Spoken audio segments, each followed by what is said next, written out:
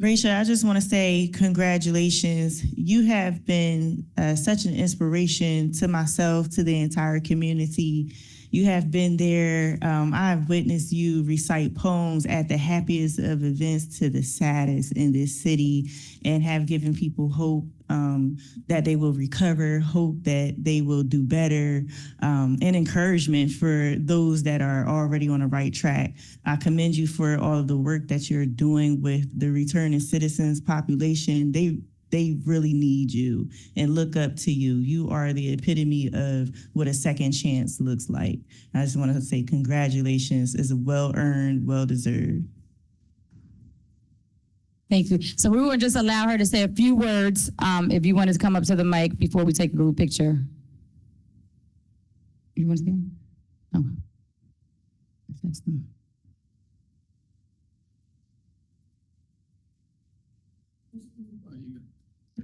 Giving honor to God for all that He has done in my life. A lot of people don't know my story, but I shared that with you guys when I talked to you about writing letters for me to the governor. And I just wanted to thank you guys personally, because when I got that call from the governor, I had to really explain what my relationship was with the people that wrote for me. So I just want to tell you guys how you have inspired me. That's why I asked specific people to write for me. I thank you so much, Crystal. You know, we go way back, but I thank you just for being an inspiration to me and my daughter for how we met you through your program, your nonprofit. Yas, my church sister, my sister in Christ, you know, you the bomb. Like, I've always looked up to you and everything you do in the community, and I always inspired to be like ladies, a lady like you and Jossie that's really doing the work. Teska, everything. I mean, if I ever needed a big sister or somebody to talk to or an example to lead by, you would definitely be it. Very classy lady. Thank you for all that you do in our community as well. And thank you to all the councilmen, the mayor, my pastor Darius Daniels, Pastor Taylor, everybody that wrote for me. This was life-changing for me. I always said I never wanted to go on the ground in debt or with this number attached to me. So half the battle is won. I still got to pay my debt. Still owe the money, but that's going to be taken care of as well. I just wanted to thank the city of Trenton as well for giving me a second chance. When I came home from prison, I always said that I wanted to help people like me, people that wanted a second chance in life. And I did this through a nonprofit organizations for 12 years. But then I was given the opportunity to work for the city of Trenton doing the same thing. And I feel like I am a blessed somebody. I get all the time from my clients. I tell them if I can do it, y'all can do it, because I was sitting on the opposite side of my desk at one time. So I'm just glad that I'm able to encourage someone else. I want to thank my director Diego, who's over the Health and Human Services Department, that when I need to speak with him concerning reentry, he's always willing to listen. I want to thank RB, who is now an RBA, Maria Richardson, who continues to allow me to stay here to do what I do. And I also want to thank my boss and my head supervisor, Ruth Carter, as well as Janet Porter. Miss Janet does so much that a lot of people don't know about behind the scenes with reentry. And what I like about Miss Porter is she allowed me to do me. She know I do reentry from the heart, and I get on the ground with it. I'm in the projects, I'm on the corners, I'm talking to folks on a regular basis. I'm downtown Trenton, I'm everywhere just to see how I can help. And we have a very important meeting tomorrow to see how much more we can do in the city of Trenton. So I thank God for supervisors like her, you know, that where I'm able to just be me and do what needs to be done in my community. Again, I'm not gonna hold you guys up, but I wanna thank my family for coming. My auntie, my cousin Dion, and my cousin Tracy, and my co-workers, Madeline. And thank you guys for everything you do for our community and being there for me when I need it. Wait, you want to take a good picture real quick, guys? We're just gonna take a quick group photo down on the, right by the podium.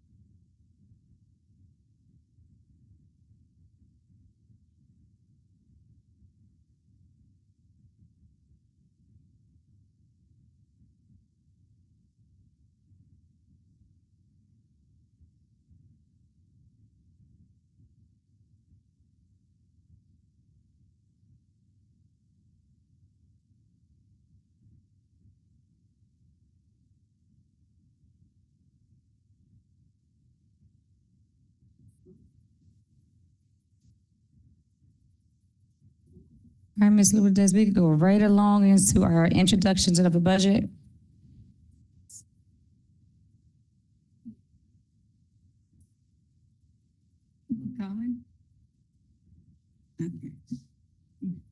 Good evening, Council President, City Council, Maria Richardson, Business Administrator. This evening, we will be introducing our recommended budget for the calendar year 2025. This budget assumes a transitional aid for $45 million and $10 million in capital city aid. So now to break the tradition of the last few years, I am going to ask our Assistant Business Administrator to present this council and the public with the details of the 2025 calendar year budget.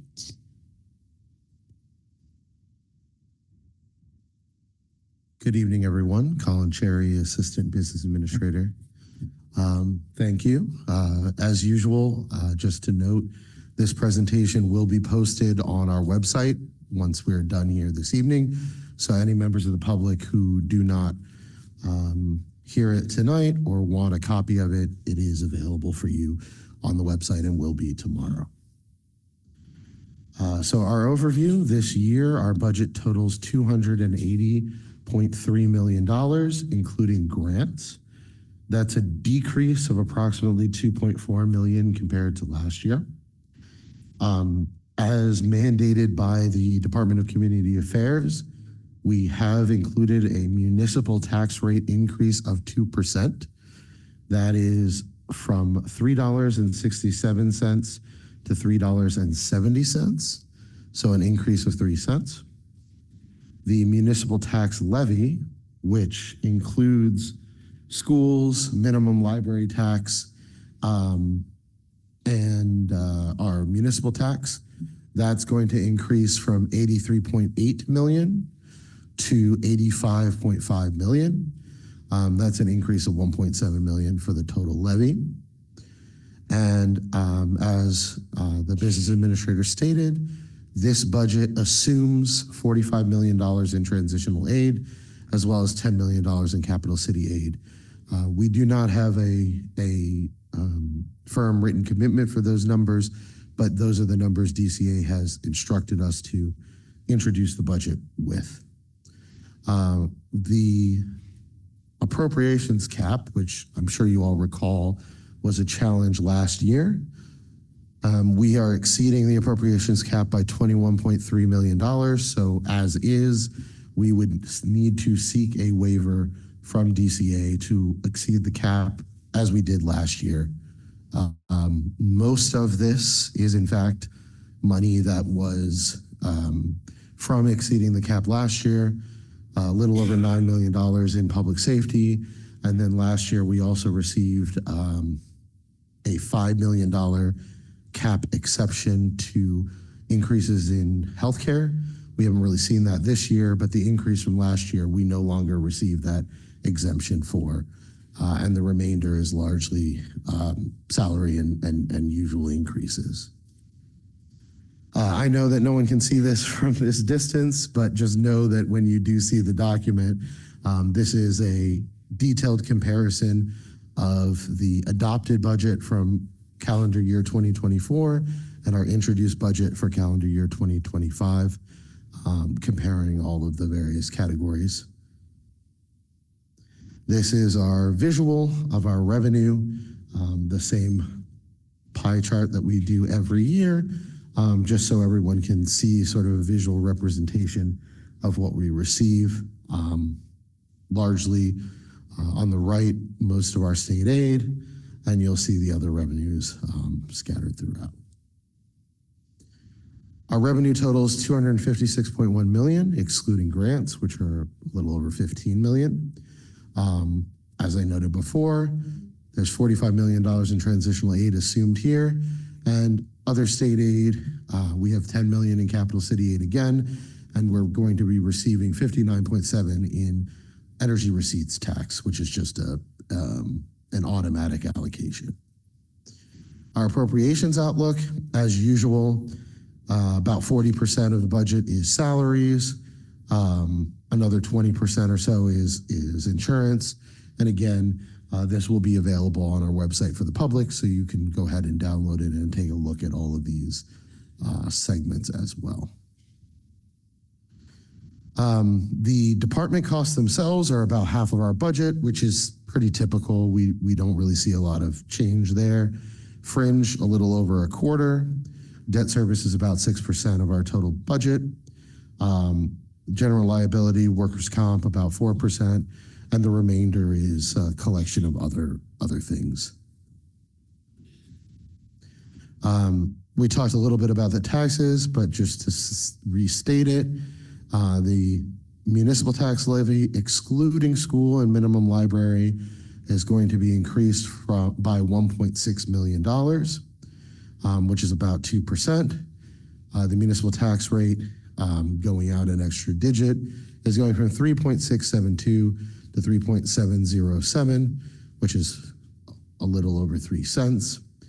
And for a property that has an assessed value of $100,000, that's going to be a $35 tax increase per year.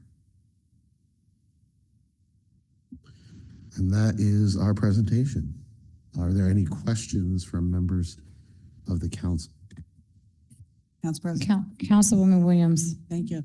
So, Mr. Chair, I happened to Yes. see in the one pie chart, there was listed 6.5% in the surplus For revenue? for Yes. revenue. Okay.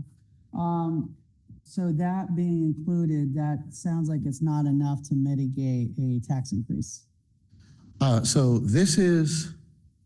the tax increase is mandatory from the DCA.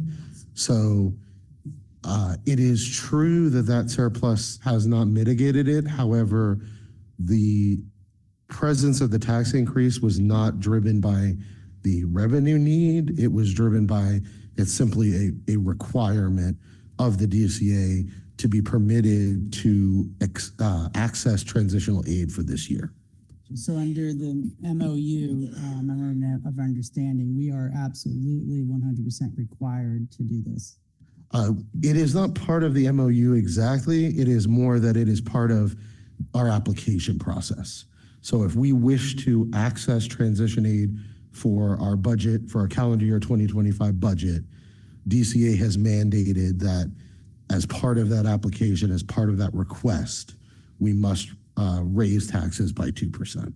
Understood. So at the end of the day, our property owners and homeowners should know that there's no way around this.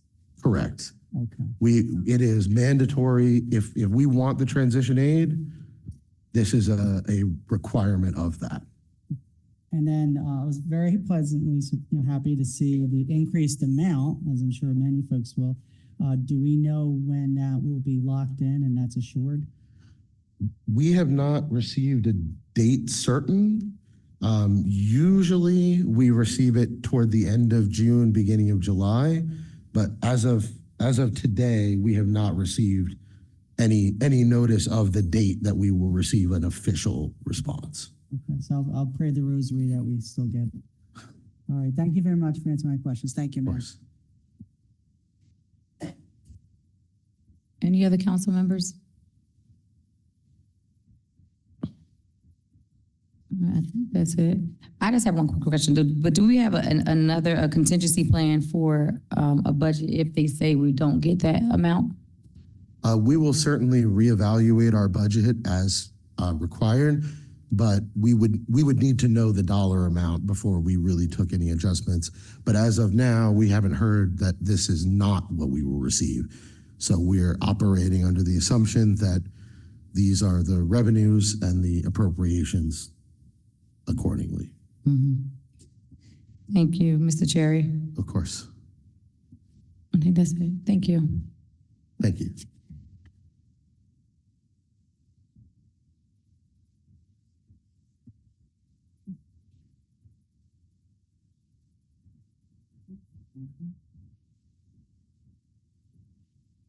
Next on the agenda is a presentation from Kingsbury, an update. This Yes. is not on the schedule, but, it is being allowed by council.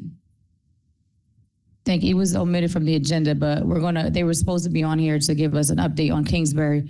But before we do that, Ms. Lourdes, I think I wanted to take a motion to approve the introduction of the budget. That's okay with you? Can we do that first?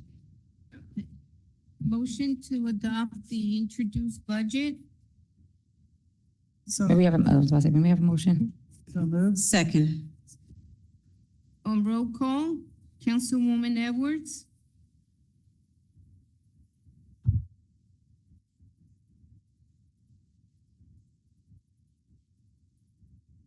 So we're adopting the budget today, or is it just The, being? no, the Council President, introduction. if I may provide clarity, Yes, Director. you're just approving the introduction of the budget Yes. for consideration. Right, okay. We're not approving the actual, So approving the introduction of the, okay, so Yes. yes. Councilwoman Feliciano. Yes. Councilwoman Figueroa Kettenberg, Yes. Councilwoman Frisbee, Yes. Councilwoman Williams, Yes. Council President Gonzalez. yes. It has carried. Thank you. You- And at this time, we're going to have a short presentation on an update from Kingsbury.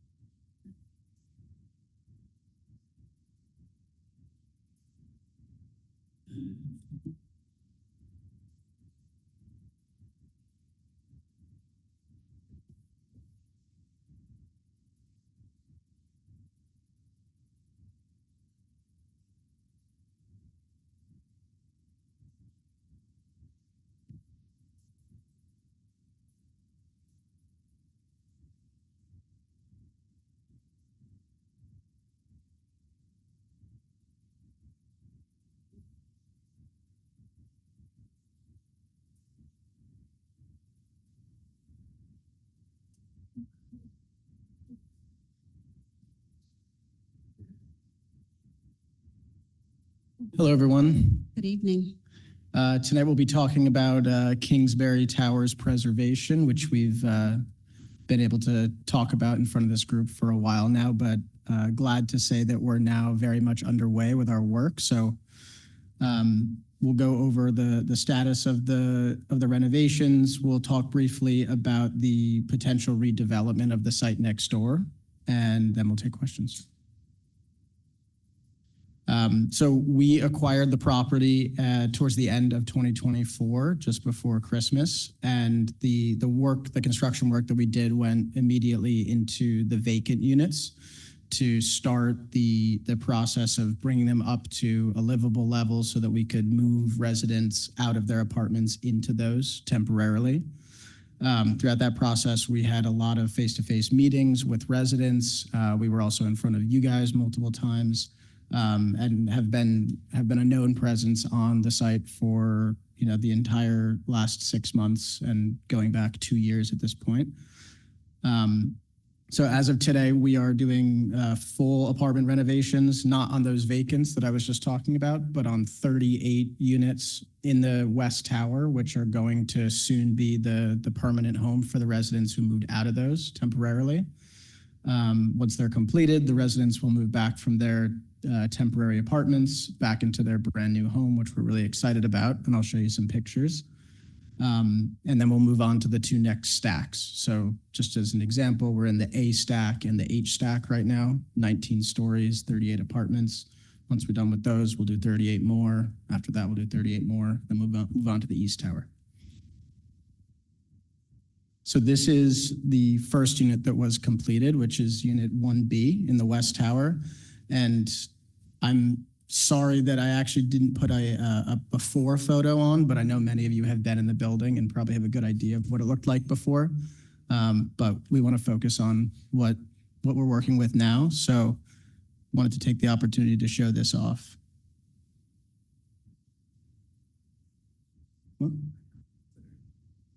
Oh, yes, we can talk about elements that are very exciting in this. At a high level, most everything is brand new. Windows are brand new. The heating and cooling system that you can see in the bottom right is probably the largest transformation, in my opinion. Gone are the days of a 2-pipe system with heating and cooling behind the walls that was leaky and had been causing issues for tenants throughout the building for a long time.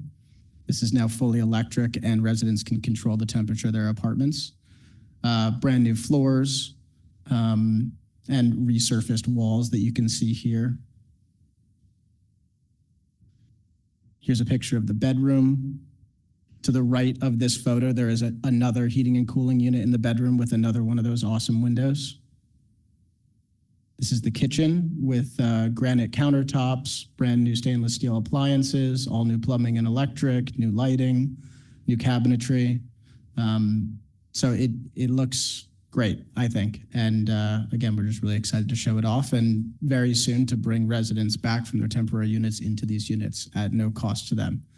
It's been difficult, it's been messy. We had to move people around their building, and that's not fun. They deserve a lot for what they're living through right now. But in a matter of a few weeks, they go from living in what is not an acceptable place to something like this. So we're very excited. Here's a photo of the bathroom. Again, everything is brand new. We have not begun work on the common areas, but this is an indicative photo of another property in Jersey that we have done a similar level of repair on. So this gives you an idea of the sort of finishes and lighting that we're shooting for in our design. And we are very excited to now have a handicapped ramp onto the plaza, which was a problem that had not been solved for many years. Folks in wheelchairs had to go into the buildings, into the West Tower through the garage. And so if someone was coming back with groceries, they couldn't be dropped off right at the street level and access the buildings that way. So this is, while not as cool to look at as the apartment, a huge upgrade. This is a temporary version. This will eventually be a permanent feature. All right. And with that, talk about the new construction. Hello, folks. Good to see you all again. I'm going to continue where Eli left off. We included as part of our work in the last 6 months the demolition of the townhomes or low rises, as you may refer to them. The demolition has taken multiple months. It was projected to be an enduring process, one we took on deliberately as an important phase in the overall new vision.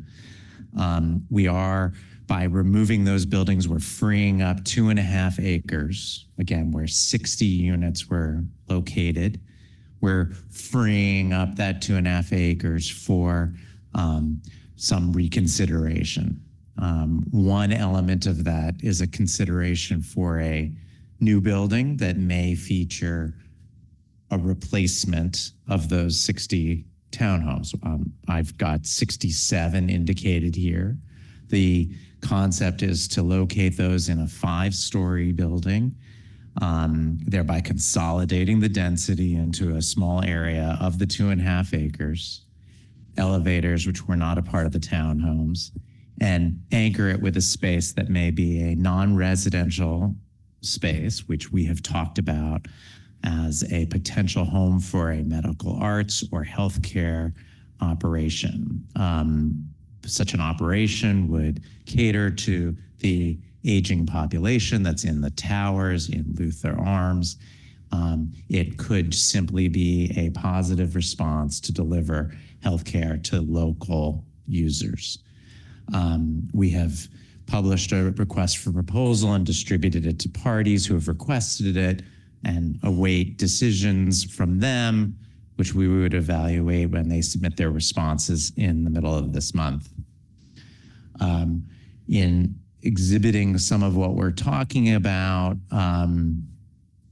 this is the site planning with the existing towers on the left side of the page and the townhomes demoed on the right, where we've got the L shape of the new building, the lighter color corresponds to that healthcare space, surface parking to support that potential user, and a new roadway that acts as a spine to bifurcate the site. In some respects, this allows greater visibility to the church buildings behind on Cooper, which are worth every bit of visibility.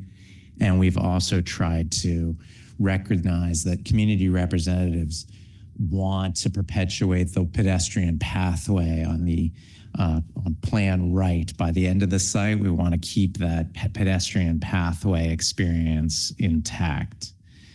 So the spine, that roadway, would be a private access way that would have public. It would be publicly accessible, but privately owned. It would serve the 2 parking levels that are beneath the 2 towers, and would obviously create access to the new residential and the new healthcare operation if that was included. And with that, I can bring that to a close. That was it. I said 2 more minutes, but it's okay. Oh, you were saying 2 more minutes. Okay, those are just some other images. I just want to show that some of the materiality we're playing with, we want to do something that respects the context. These are masonry facades with some expressions on them. So it's a playful allusion to the existing towers, but also recognition of the church nearby. And then we want to celebrate Trenton and its art community. And so we've looked for opportunities to layer on art on the site. These gestures will be included on the Tower Plaza as well as on the surface as indicated here. And then we're trying to make a big production out of the outdoor opportunities as well. So there would be green spaces included, anticipated, since the green has not been the narrative associated with those sites so far. Boom, done. I know some council members may have a couple of questions or remarks. Councilwoman Frisbee? So thank you, Eli, and thank you, Jonathan, for bringing us up to speed and the community as well. You did talk about at the last moment there, the green space. That's what I wanted to make sure that was brought to the forefront, making sure that there's green space enough to accommodate all of the residents with all these, having the Twin Towers, and now with the 5-story, the anticipation with that. So thank you for that. The only thing that I did not hear, and I'm sure that you've addressed it, we've addressed it in our meetings, is the elevator issues. Have we resolved elevator issues? Because I know that that is one of the concerns that it seems to be a continuum with the residents. The short answer is yes, but also we're joined by some folks from the site who work every day at Kingsbury and have seen and used the elevators. So I wanted to invite them up if they want to speak to that. But the short answer is yes. We did some light capital improvements to the elevators before we started construction because there's construction workers in the elevator and there's only 2 elevators per tower. So not only are the elevators important for residents to get up and down, but our construction project would not work if we couldn't get materials up and down. So in the last few months, it's been pretty good. Excellent, thank you. Yeah. Madam President? Yeah, she was going to say something. Yeah, I'm not done. I'm the property manager at Kingsbury Towers, and we have been working diligently with our company for the elevator concerns. We actually even hired additional security to also make sure that we have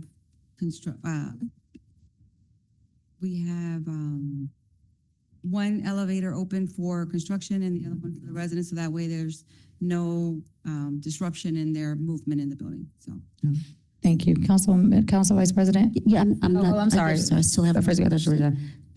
My other question is, since management is here, what is the process if residents have concerns in the building?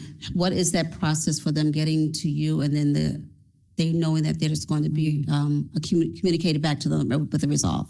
So when we took over in December, we actually put out a flyer to each individual door, to each Could you resident. come closer to the mic? Sorry. When we took over in December, we put out a flyer to each individual resident to let them know our information as far as our contact numbers for after hours. On the weekends, we have on-call maintenance every day available after 5. So if there's an issue, that goes right to the on-call maintenance technician who gets right back to the resident and addresses their concern. We also are there on the weekends, so sometimes when we're working on Saturdays, they do pop in as well. So we do have communication with them.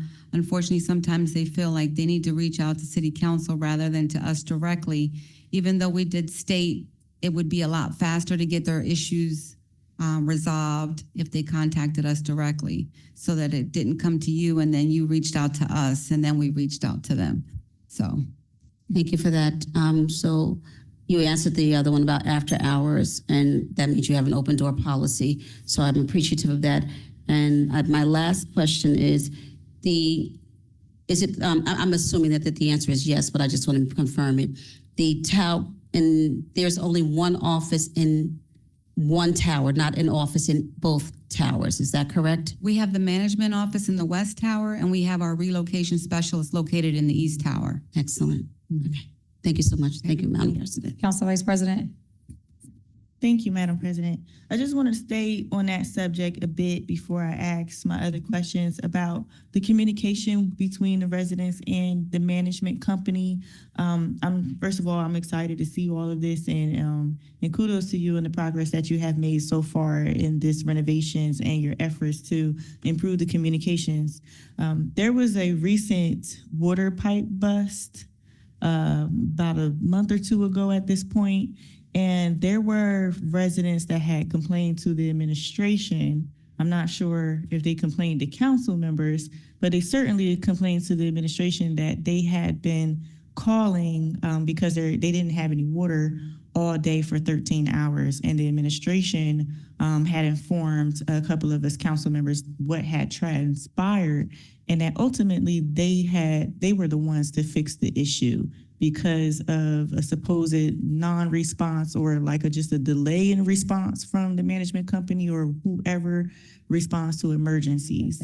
So can you guys explain what happened, if you have any knowledge of it, and what you've done to improve that? There have been a number of instances where there have been pipes that break. So I don't know exactly the one that you are referencing, but I think there's maybe 2 stories that might be conflated here. There was a planned water shutdown at the property probably about a month ago, and all the residents were noticed. These guys put flyers on everyone's door and in the hallways. it was planned from 9 a.m. till around 4 p.m. and it ended up going from 9 a.m. to probably 11 p.m., which is a problem. But it was an unforeseen error that took our plumbers, longer to fix than was anticipated. And we were all on call, ready to start calling hotels to find people housing for the night if they didn't have access to water. But it's construction, it's messy, and there are things that happen that we can't plan for, but we are very attentive and hope to make it smoother. So I hope that helps answer your question, but we're very well aware of every time the water is down, for sure. Yeah. I definitely heard both versions of the story. Yeah. But that we were told they did try to reach out to management before anything got elevated to the government officials. So Yeah, just wanted to make sure they're able to get through to you guys. without a doubt. Yeah. Right. So thank you. I wanted to talk a little bit about the low rise situation. How much longer do you think it would take you guys to demolish the low rises? Where are you guys on the funding to rebuild into the 5-story? And then also, I didn't hear anything about a playground for the entire property. A lot of questions. 3 questions. Yeah. One I can definitely speak to is the timing of the demolition. I would expect the site to be clean, no debris left, all the material gone in 6 weeks. Nice. I think it could be sooner than that, but I would say 6 weeks to be conservative. I'm going to hand it over to John to talk about funding for the new construction.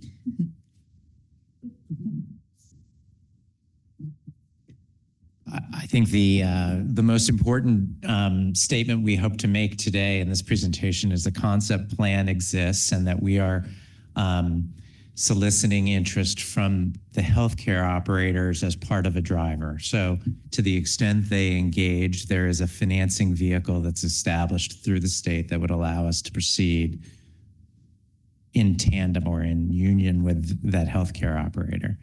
The funding exists, and to the extent this healthcare operator wanted to go hand in hand with us on that, we would be ready to go, and maybe that's a 2026 start.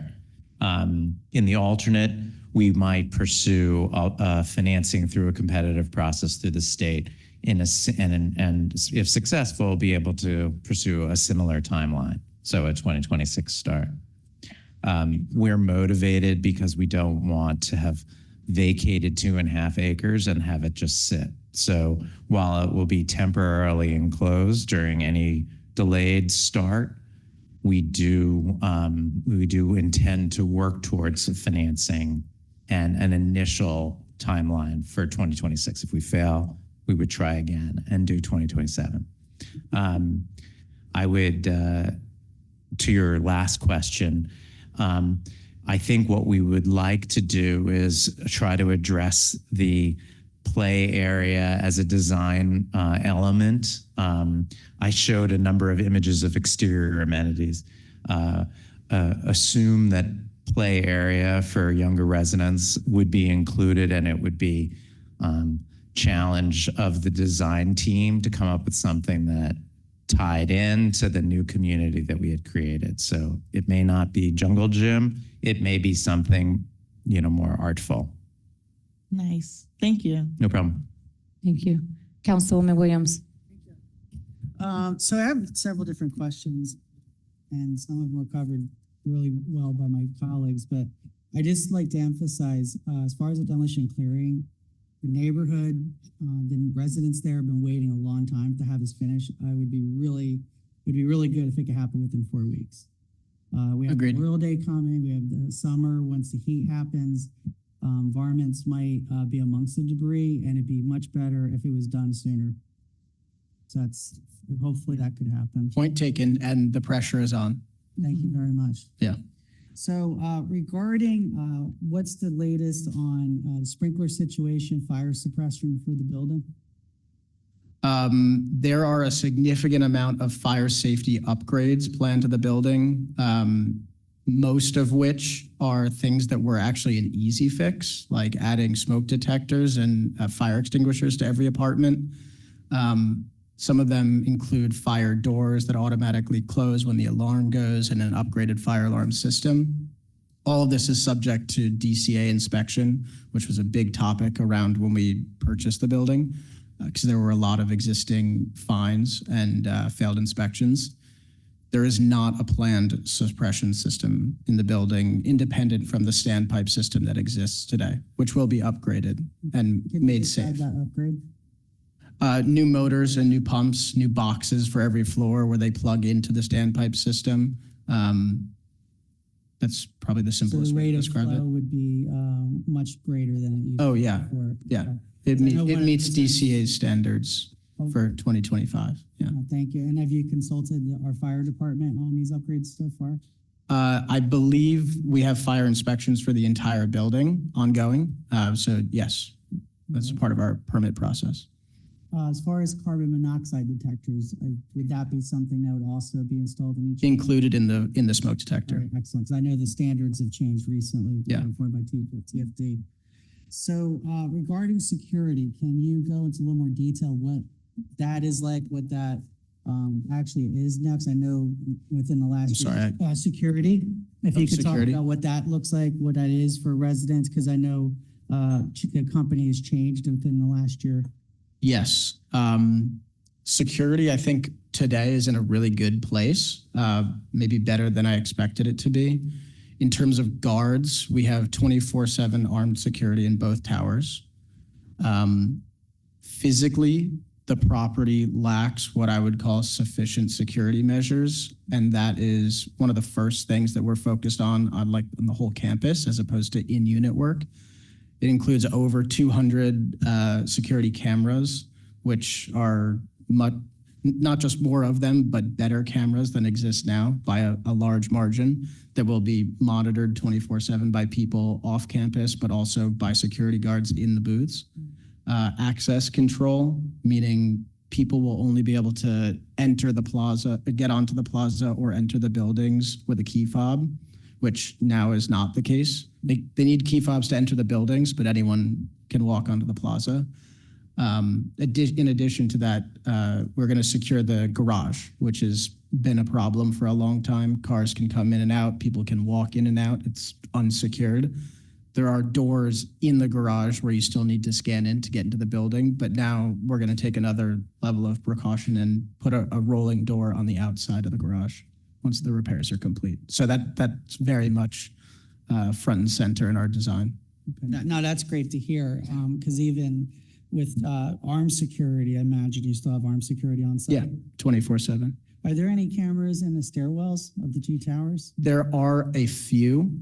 Okay, We will have one on every landing of every stair that would be when we're wonderful. done. Yeah. Yeah, because I've received them. I'm sure my colleagues have a lot of complaints of its different dealings in the hallways and the stairwells, but even with graffiti, I know we requested that be painted over because some of it, the profanity is pretty blatant. Yeah, Is that something would be kept up with still? Is that absolutely. being taken care of? Yeah, but that's not the only thing that happens in the stairwells. There's lots of No, things for that, sure. I didn't want to describe the other things Yeah. that happen. yeah, It's a family picture here, so. yeah.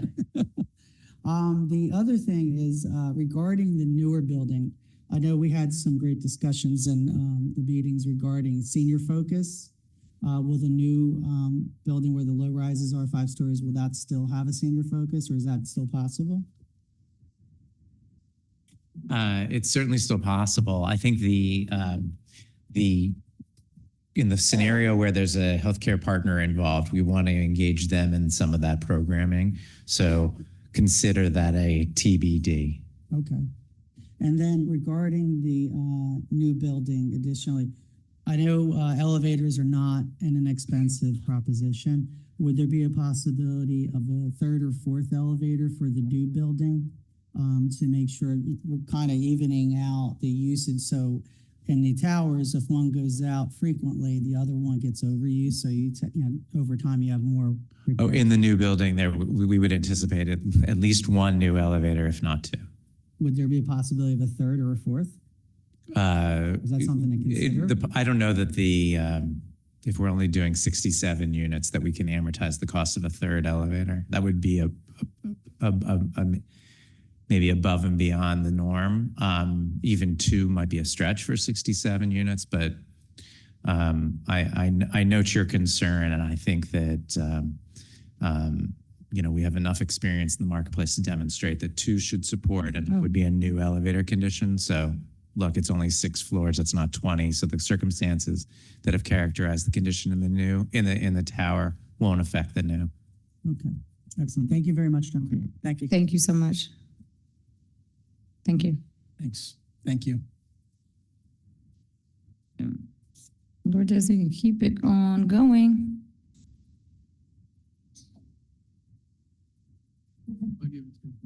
Next on the agenda is public comment for agenda items only. If anyone wishes to speak on any docket items, please come up to the front, state your name, your address. Thank you.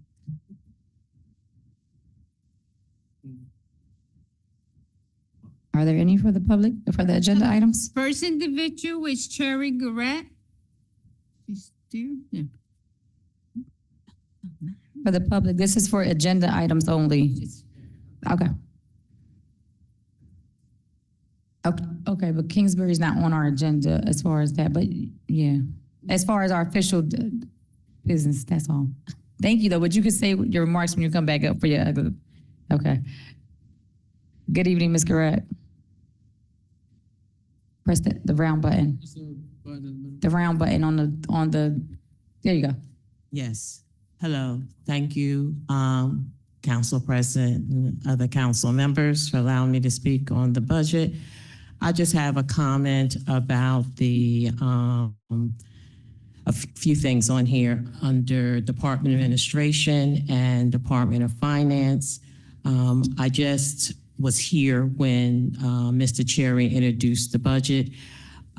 For the last 3 years, the budget has not been uploaded to the website, the city website. Also, I haven't seen any department budget meetings that is open to the public. From my understanding, when there was the State of the City address, there was no budget presented then.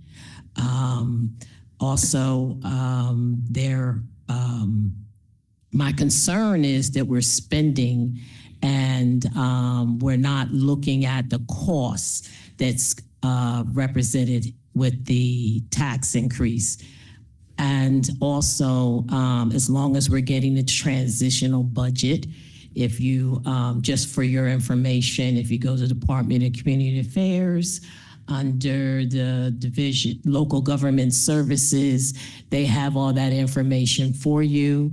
And each year they'll inform each municipality what the changes are and how it would affect the municipal budget. Let me see. Also, my concern, I see, I'm speaking about 25-162. And then 25-163, there's 37 tax sales certificates, $1.8 million. That's a lot of money. So that means we're not collecting taxes and we're raising taxes. That's a problem. Let's see. What are these projects? I see a lot of spending on projects. For instance, 25-159 for $485,000 for a small piece of property. That's a lot of money. Also, some more transparency. We need more transparency. We need more information uploaded on the website. Also, that introduction budget should have had a copy. The council should have had a copy of those numbers. And so should had Mr. Cherry. There's no way we sitting back here, even though we heard the conversation, are unable to see those screens. Let's see, budget interview should have, yep. I think that's really about it. Some transparency and some information that's dealing with the city should be uploaded to the website. And that budget is very important. Thank you. Thank you, Ms. Garrett.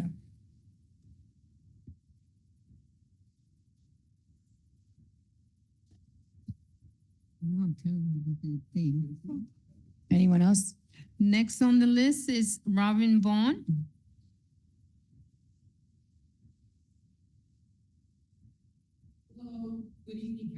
Good evening. Hi, good evening, Council, Good evening. Council President, and General Counsel. Thanks for allowing me to speak.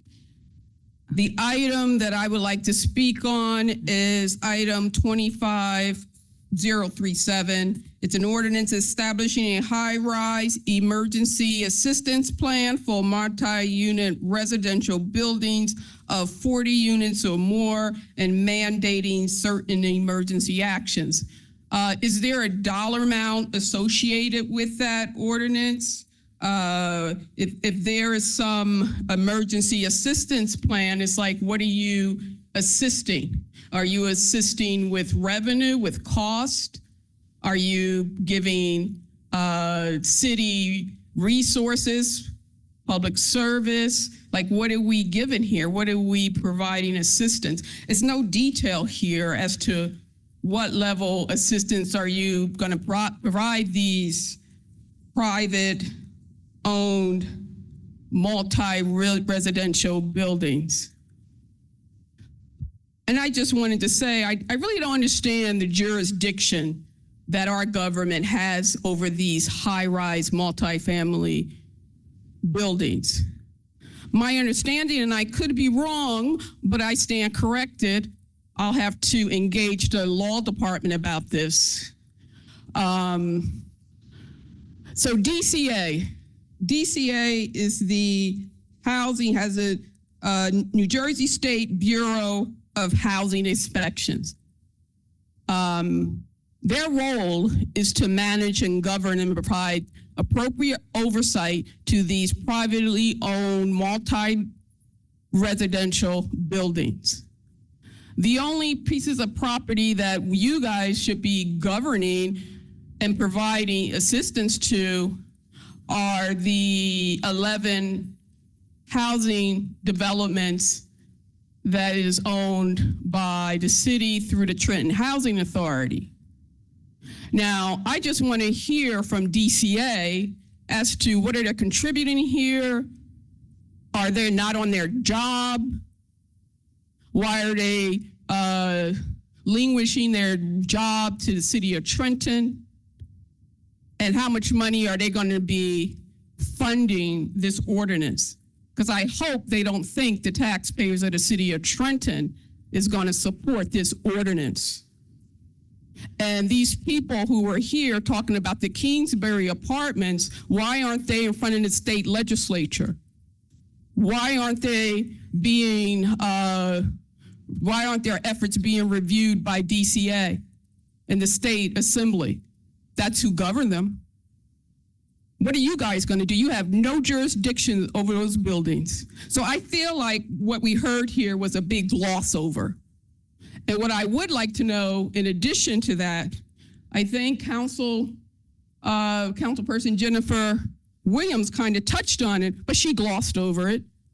How much federal government funding is the Kingsbury Apartments getting via Section 8? And what are they doing with those millions of dollars? And how many violations do they have? And how many of those violations have been remediated? And have they paid those fines?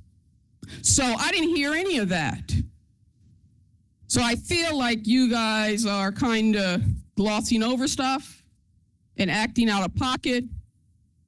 This is not, and maybe, as I said, maybe the law director can tell us who has jurisdiction over our city, since our law director and the law department represents the city of Trenton and all of its entities.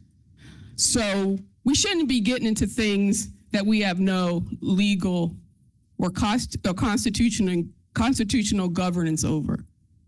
We're not the state. We're the city of Trenton. We have a mayor and council. Send the Kingsbury people up the road. Thank you. Thank you. And Lourdes, can you remind the public that they must state their address for the record, please? Thank you. There is no one else on the list for public comment for docket items. Thank you. You're welcome.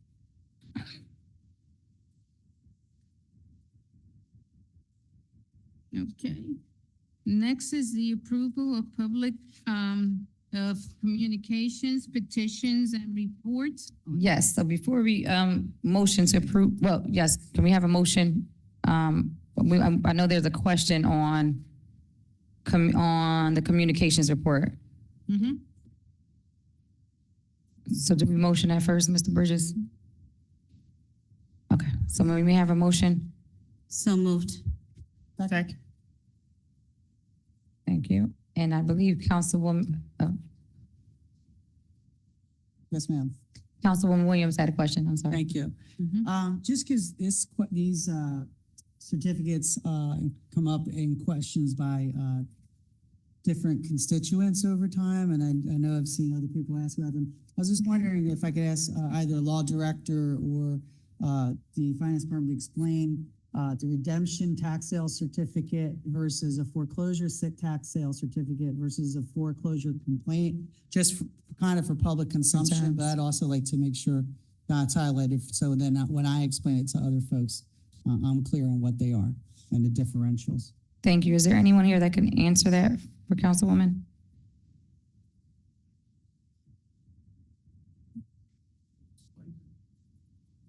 So we can.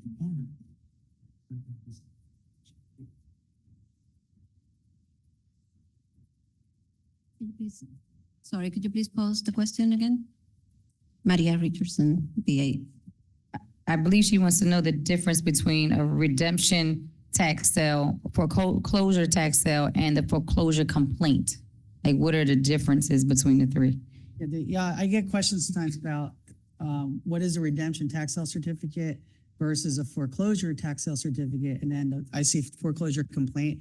So just for mainly public consumption, but also I'd like to make sure I clearly understand when I explain it to other folks. Well, a redemption tax certificate is when the owner, the owner of the property pays for whatever lien or any other monies owed, and then he is redeeming the taxes.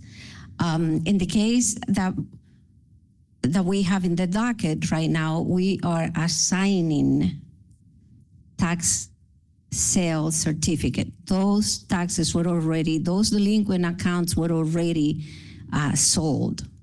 And what the city, basically when there is an assignment, the city is transferring the right of the city to collect those interest in those tax sale certificates to a third party, basically to expedite the process of the city getting paid. So it's similar to factoring and accounts payable. Yes. Okay. Thank you. And then the foreclosure complaint. That's Wes, would you be able to? Yeah, I was waiting, if I may, Council President. Yeah, go ahead.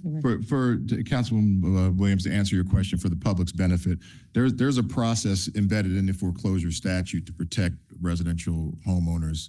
Number one, as far as the foreclosure certificates, that's when we're actually going through the foreclosure process. And by that, there's a notice to the homeowners of an intent to foreclose. There's notice when a foreclosure complaint is filed, and there's periodic notice provisions. Even after that legal process is done and the city takes possession of that tax certificate, there is still a time frame within which the original homeowners can redeem that property, and they can redeem it obviously by paying the amount with interest. So there are protections and safeguards in place all the way up and including after the foreclosure process for a homeowner to come in and say, I'm ready to make good on this obligation and redeem that property. So they're like I said, they're all statutory, they're all very specific, and if it's not followed to the T, that foreclosure will be undone. But that's the difference between the tax redemption, signing that tax certificate versus a foreclosure complaint where we're going through the process of foreclosing on that property for not paying their taxes. And then I guess my other question with that would be, would someone who has received a foreclosure notice, would they need to have legal representation to file a complaint, or can they do that as a private citizen? Well, they wouldn't be filing a complaint. They would actually be answering it. The city is the entity filing the complaint and foreclosure to foreclose on the property. If the homeowner is interested in making he or herself known and making their their intentions known, they could enter their appearance, file an answer, and take the necessary steps with the court. 95% of the time, no one ever comes to court. It's usually done by default because folks aren't coming, but they're told throughout, you still have the time within which to make good on this obligation to reclaim your property. Okay. Thank you very much, sir. Thank you, ma'am. Thank you, Councilwoman. Thank you, Councilwoman Williams. Anyone else? We can move to roll call Is there a roll call on the, except? or consent. So we're gonna put that on consent agenda. Roll call. No, what's that? That was approval, I'm sorry, approval of communications and petitions. Yes. Roll call, Councilwoman Edwards, Yes. Councilwoman Feliciano, Yes. Councilwoman Figueroa Kettenberg, Yes. Councilwoman Frisbee, Yes. Councilwoman Williams, Yes. Council President Gonzalez. Yes. It carries.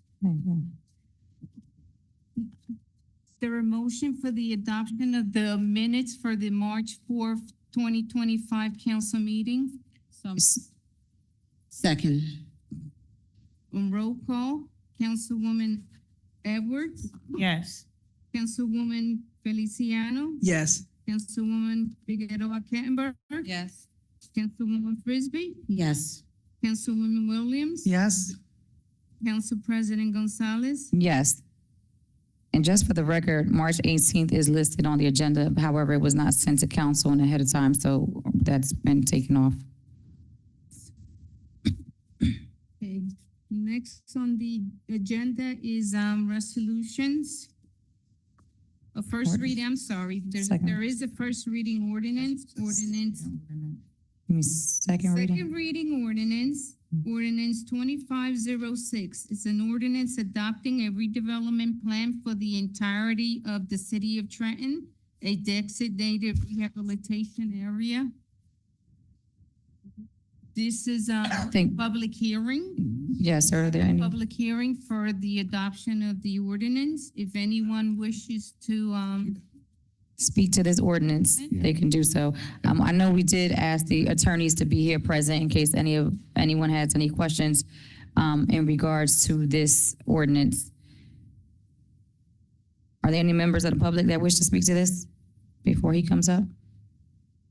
One person, oh yeah. that's it. Hi, Shelby Garrett, 1 Bruce Park Drive. Please state your name and your address. She did, she just did it. Oh, sorry, didn't hear you. You ready? Yes, ma'am. This ordinance for redevelopment plan, I know we've had the master plan, something, I apologize. I think it's the 250, 350. 250. 250. 250, ma'am. Yes, thank you. All right, so how does this plan play in with, as we're just discussing funding for the whole city? On the federal level, in order to do a redevelopment, that money comes from the federal level from HUD. And then that's siphoned through Department of Community Affairs. There is cutbacks on the federal level in regards to spending and subsidies and development. So putting us in this state, how does that play into the tax increases? The funding for, is this going to leave the city still in a blighted situation? Because it's been blighted for a long time since the redevelopment of Mill Hill. But prior to that, the city has been heavily blighted. So how does this plan play into, what's the time frame for this whole redevelopment? How does the residents currently will benefit from this total redevelopment, and how does this play into the taxes? And since we're with transitional aid, we are being subsidized to operate. How does this help the city overall and the residents? I would like somebody to break that down in the cost to the city. And is this going to increase our taxes even more? Thank you. Thank you. Mr. Malley? Yes, Mike? yes. Good evening. Good to see everyone. Good evening. So the redevelopment plan, this redevelopment plan that governs the entire city is not project specific. It does not lay out and allow any specific projects at all. This is a provision under the redevelopment law. There's two different designations areas can have. One is a redevelopment designation, and kind of the little brother of redevelopment is rehabilitation. And in rehabilitation, you're allowed, the statute, the state law specifically says entire cities can be designated rehabilitation areas. We completed that process last October, but it was in the fall. This is a statutorily required redevelopment plan, and I'm giving it air quotes. It's a plan that you have to have adopted under state law to empower the city with all of the redevelopment powers, except for long-term pilots and eminent domain, okay? And for what it does is it puts the city in a position that it can now act on what I would suggest to you is 90% of the projects that come along, that we can address them without having to go through the process of doing a specific area designation for a specific project. We kind of have them all set this way. This plan lays out an ordinary redevelopment plan would lay out zoning for the area. This plan simply incorporates all of the city's underlying zoning. It makes no changes whatsoever. The city's zoning is what stays in effect. This is really just a checkoff item under state law that we have one of these adopted. It does not impact dollars from anywhere because we're not addressing any specific project. It simply gives the authority to the city to act in a quicker manner to make projects happen. And when they go move to make that project happen, that's when you work on trying to get funding from other sources, try to make that project happen, okay? So this is just setting that stage to give the city a greater flexibility and ability to help make specific projects work, okay? Thank you, Thank you. Director Bridges. Council President, Mr. Malley, thank you for that presentation. Can you talk a little bit about council's role in that process and council's involvement with that process you just articulated? Sure thing. So you remain, and listen, the state law, it gets a little confusing because it refers to redevelopment and rehabilitation in some ways interchangeably. In a rehabilitation area, you have to adopt a redevelopment plan, okay? Can we confuse it anymore? But that's the kind of thing that happens. But in this rehabilitation designation, the governing body retains the same control that you do within redevelopment areas. So it gives you the ability, you enter redevelopment agreements in rehabilitation areas. All those things that you're used to in some redevelopment projects, same rules apply, same authority within the governing body to help influence those projects, to provide incentives, to make sure that projects are built specific ways that you want to see them built. All of those same authorities tie in to the rehabilitation area. Mr. Malley, and this also is for small and larger projects, like you said, is not specifically just for the bigger projects. It's for This is for homes and every project. Yes. And it gets used for the most part, it is used for smaller projects. It is used much more frequently, okay? And it gives the city the ability to use it much more frequently. Sometimes if you have somebody going to do 2-3 houses and rehab them, to go through that redevelopment process and do a project-specific designation adds 3, 4, 5 months onto the process. That's really just not necessary. This way, we're done the process. Those smaller projects we can just go do those projects. Thank you. Sure. Any other council members? Thank you, Mr. Malley. Yes, Ms. McBride.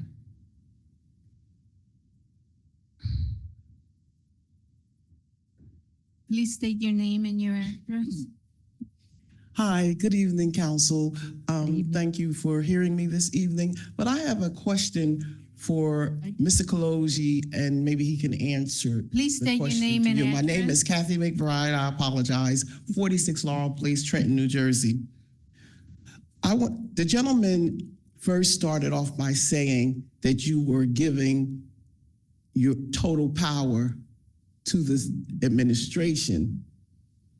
So I would like for him to come back and clear that piece up, because my concern is that when we're talking about redevelopment, the council do not need to move on any redevelopment without a redevelopment attorney. Because when you start talking about redevelopment, you start going into areas, very gray areas, and those gray areas can land you up with handcuffs on. So you first need to be addressing a redevelopment attorney. And Mr. Kaloji, being your counsel, he is very, very much aware of exactly what the council can do and what you can't do when it comes to redevelopment.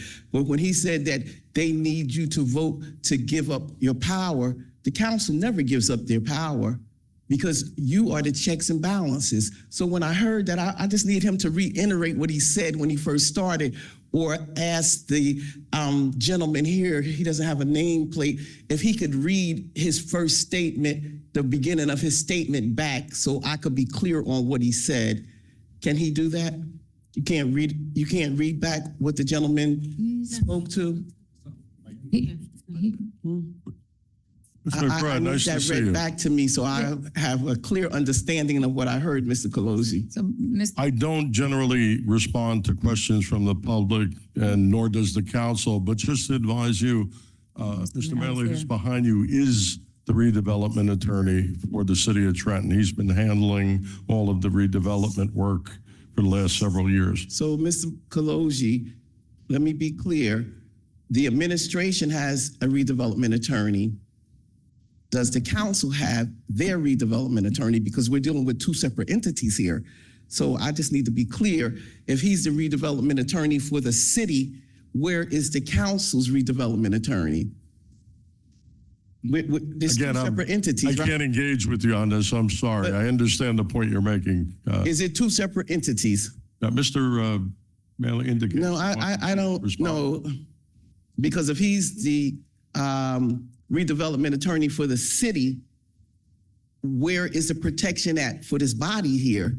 I'm just trying to give you guys some insight.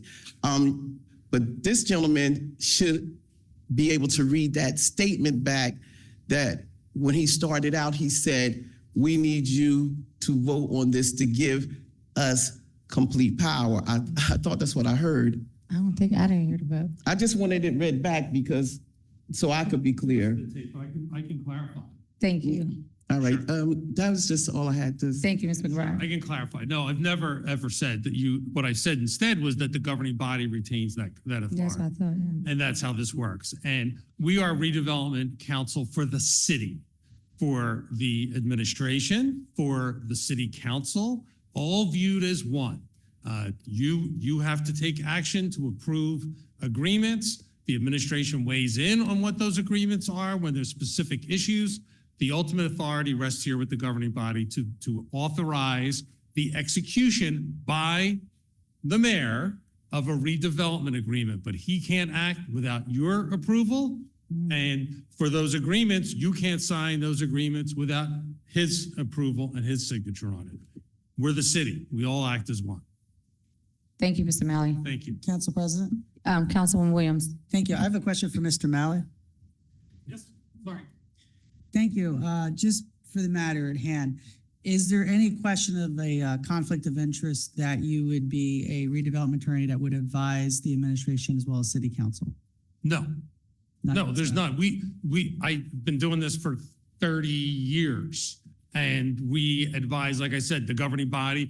We represent the city. Mr. Kaloji represents this body.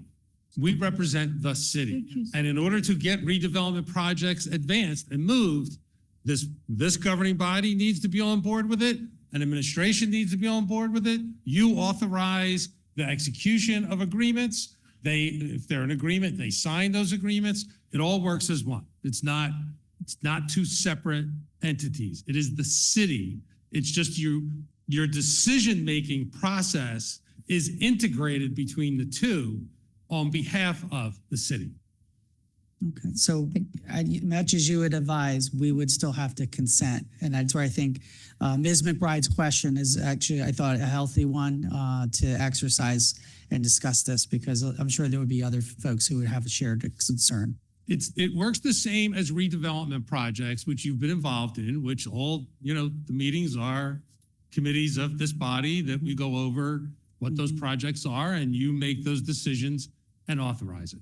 You get input from the administration on issues, but it's your decision. Thank you very much, sir. Thank you, Mr. Malley. Madam President. Council Vice President. Thank you. I want to say thank you to Mr. Malley for your clarification on what this process means for the city of Trenton. No, taxes will not be going up. This will actually severely help us, significantly help us return a lot of our city-owned properties back to the tax rolls. And I want to thank the administration and especially Director Liston for working with the ad hoc subcommittee for HED to bring these things to fruition for the rehab designation and as well as this redevelopment plan. I do have a question because this second reading was postponed to today, pending the review and approval from the zoning board, if I'm correct. The planning board, I was at the planning board in the last 10 days, and the planning board approved and recommended adoption. Awesome. That's all I needed to know. Yep, they did. Thank you. Was it the council? Thank you, Mr. Malley. Thank you. Is there anyone else who wishes to speak on this ordinance? Motion to close public hearing? So moved. Second. On roll call, Councilwoman Edwards, Yes. Councilwoman Feliciano, Yes. Councilwoman Figueroa Kettner, Yes. Councilwoman Frisbee, Yes. Councilwoman Williams, Yes. Council President Gonzalez. Yes. Is there a motion to adopt said ordinance? I thought that was the motion. Okay, yes, we may have a motion to approve, to adopt the ordinance 25-036. So moved. Second. On roll call, Councilwoman Edwards, Yes. Councilwoman Feliciano, Yes. Councilwoman Figueroa Kettner, Yes. Councilwoman Frisbee, Yes. Councilwoman Williams, Yes. Council President. Yes, This has carried. thank you. So are there any council members that have any questions or they would like any of the items removed from a consent agenda? Council President, Yes, ma'am. thank you. 25-156, 25-160, 25-161, 163, 165, 166, 169. 66 and 69. Yeah, thank you. Hold on 1 second, 66 and 69. Yes, Councilman Figueroa, 25-023. 023. Council President? That's Hold on 1 second. That's an ordinance. 023 is an ordinance. Yeah, that's the ordinance. Okay. Councilwoman Frisbee, Yes. 25-158. 158. Yes, ma'am. Uh-huh. 25-169. Mhm.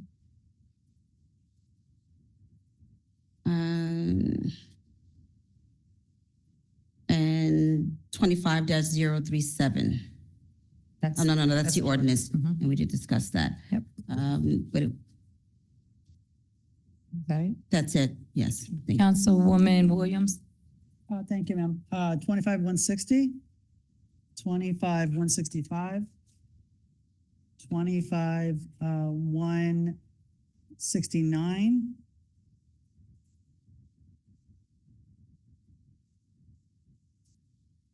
25,171,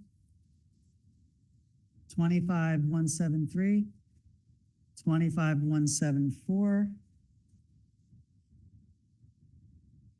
Then 25,037. That's, I'm sorry, my ordinance. mistake. Thank you. And that would be it, ma'am. Thank you. Council Vice President. Thank you. We have 25-148 and 153 on the docket. Oh, yeah, that was pulled. 148 is pulled. It was taken off by administration. Okay, pull both of them. Thank you.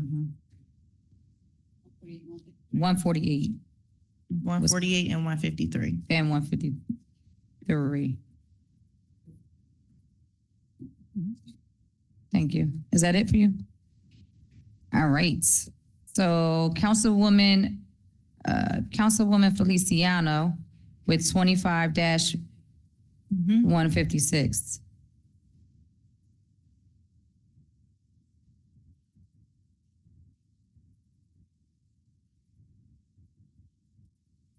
Okay.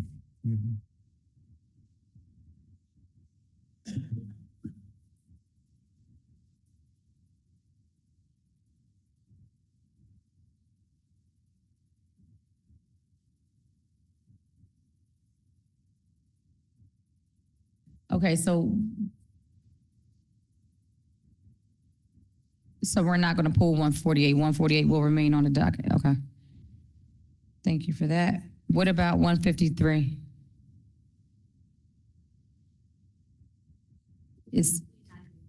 They're not pulling either one. Okay. Thank you for that clarification. Director Liston for Councilwoman Williams. Councilwoman Feliciano. That was the animal one. It's all right. Thank you, Council President. I appreciate you. Good evening, Director Liston. Good evening. Hey, just a quick question for you. We're using some grant funds from a previous time period from like the 90s. I just was curious, what type of grant fund is this that we're using for this? It'd be brownfields funding that would come out of the state. So Brownsfields, we're allowed to hold that money for that long of a time? Yeah, a lot of times when you get a grant, the grant carries for years. And a lot of times, especially with environmental work, environmental work is a lot of times the great unknown. As you dig into the ground, you find more stuff, and then you retest it and you find other areas that are a problem, and they can go on and on for long periods of time. So they do leave the grants open for extended periods of time. I've had projects go over 20 years when you're trying to dig up the ground and see what's there. Okay. Do we have to submit any kind of update for these grants and stuff to keep it open? Is there anything that we have to do to notify them? We still haven't used it, or? Yeah, this is a partnership one with the MCIA. And what happens is we'll keep the granting is DEP or whoever the grant, they get our quarterly updates or annual, whatever they require. We make sure we update them, and then they look over the project, they look over the results, make sure that the issues are still there, and working with our engineers or our environmental people, they will continue. Okay, thank you. Consent. Thank you. Thank you. Consent. And just for the record, I do want to roll call 25, 148, and 153. Councilwoman Frisbee on 25-158.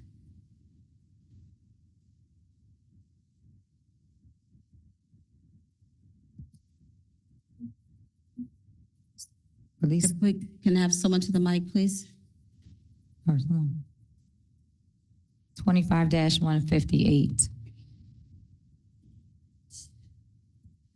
Good evening, council members. Maria Richardson, Business Administrator. Good evening. I just would like to have for the public consumption and myself as well, the benefit of having this, of authorizing this. I think it's a great idea, but I think I just want to have it expounded upon just for everyone else to find out about. Absolutely. Thank you. This basically will allow the city to become a member of the Grant for Police cooperative pricing system. A cooperative pricing system is one of those mechanisms, one of those tools that the New Jersey procurement law allows the municipalities to engage with cooperatives to benefit from bulk purchasing. In the case of a cooperative, what they do is that they procure a certain number of services, and they follow procurement law to procure those services, and then they make those services or goods available to different municipalities to access them. In order to do that, the city needs to become a member of those cooperative pricing systems, but the city doesn't have to pay anything. You know, it's not like a membership agreement or anything like that. But if they, for example, have procured police vehicles, we are able to purchase from them without having to go ourselves and procure those services. We still have to prepare resolutions and come in front of you to buy those goods or services, but we don't need to procure it like we would have to in a regular basis. It's the same concept as the state contracts or any nationwide cooperative agreement. In this case, this is a local one. Thank you. And if we did not take part in something like this, if we were to go out independently on ourselves, then the pricing for us is, I'm imagining. Could be higher. Could be higher.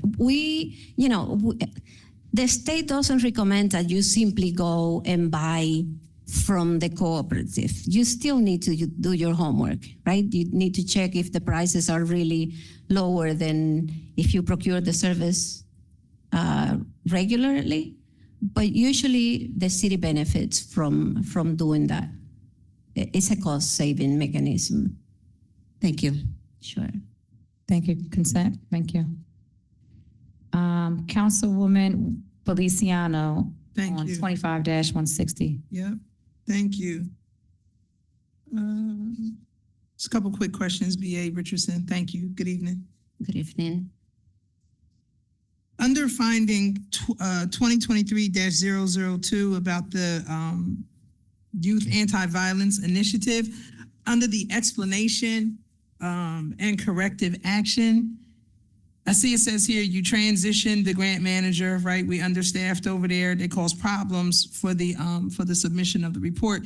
There's going to be cross-training and everything to ensure things like this don't happen in case of employee turnover or leave.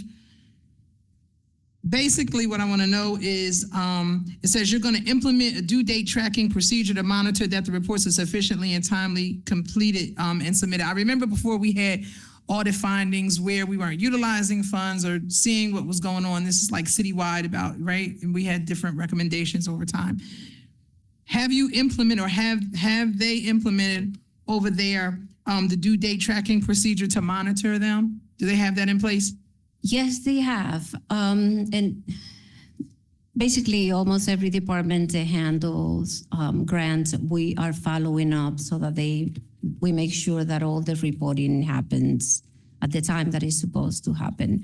And usually, the sources of funding, the grant funding sources, they will, they send notifications, your report is due. In this case, that went through the gap because we didn't have that staff person. Okay. And then it says meetings and improvements in communication between program and finance involved will be implemented. Has that been done? That is correct. It is happening. We have been meeting with the department directors when we see that some of the deadlines have not been met or are upcoming. We have been meeting with the directors to make sure that those deadlines are followed. So who's actually monitoring? You said you meet and you look. Who's actually monitoring the grants to see these deadlines? Right now, well, we have it within the department. We have different people handling those grants, but also in administration, we have been doing that along with one of our consultants. Our financial consultant has been actively working on that. Okay. Mr. Gallagher. Thank you for that. And then underneath the second one, 2023-003, where it says the GASB 75 report was issued after September 30th. I see it says before that we were self-insured. Who issues the GASB report? Give me 1 second, Councilwoman. Let me just read.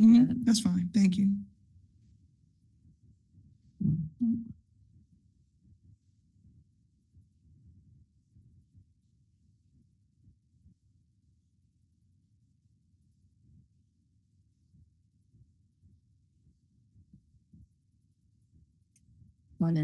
Colin, did you have information about this one?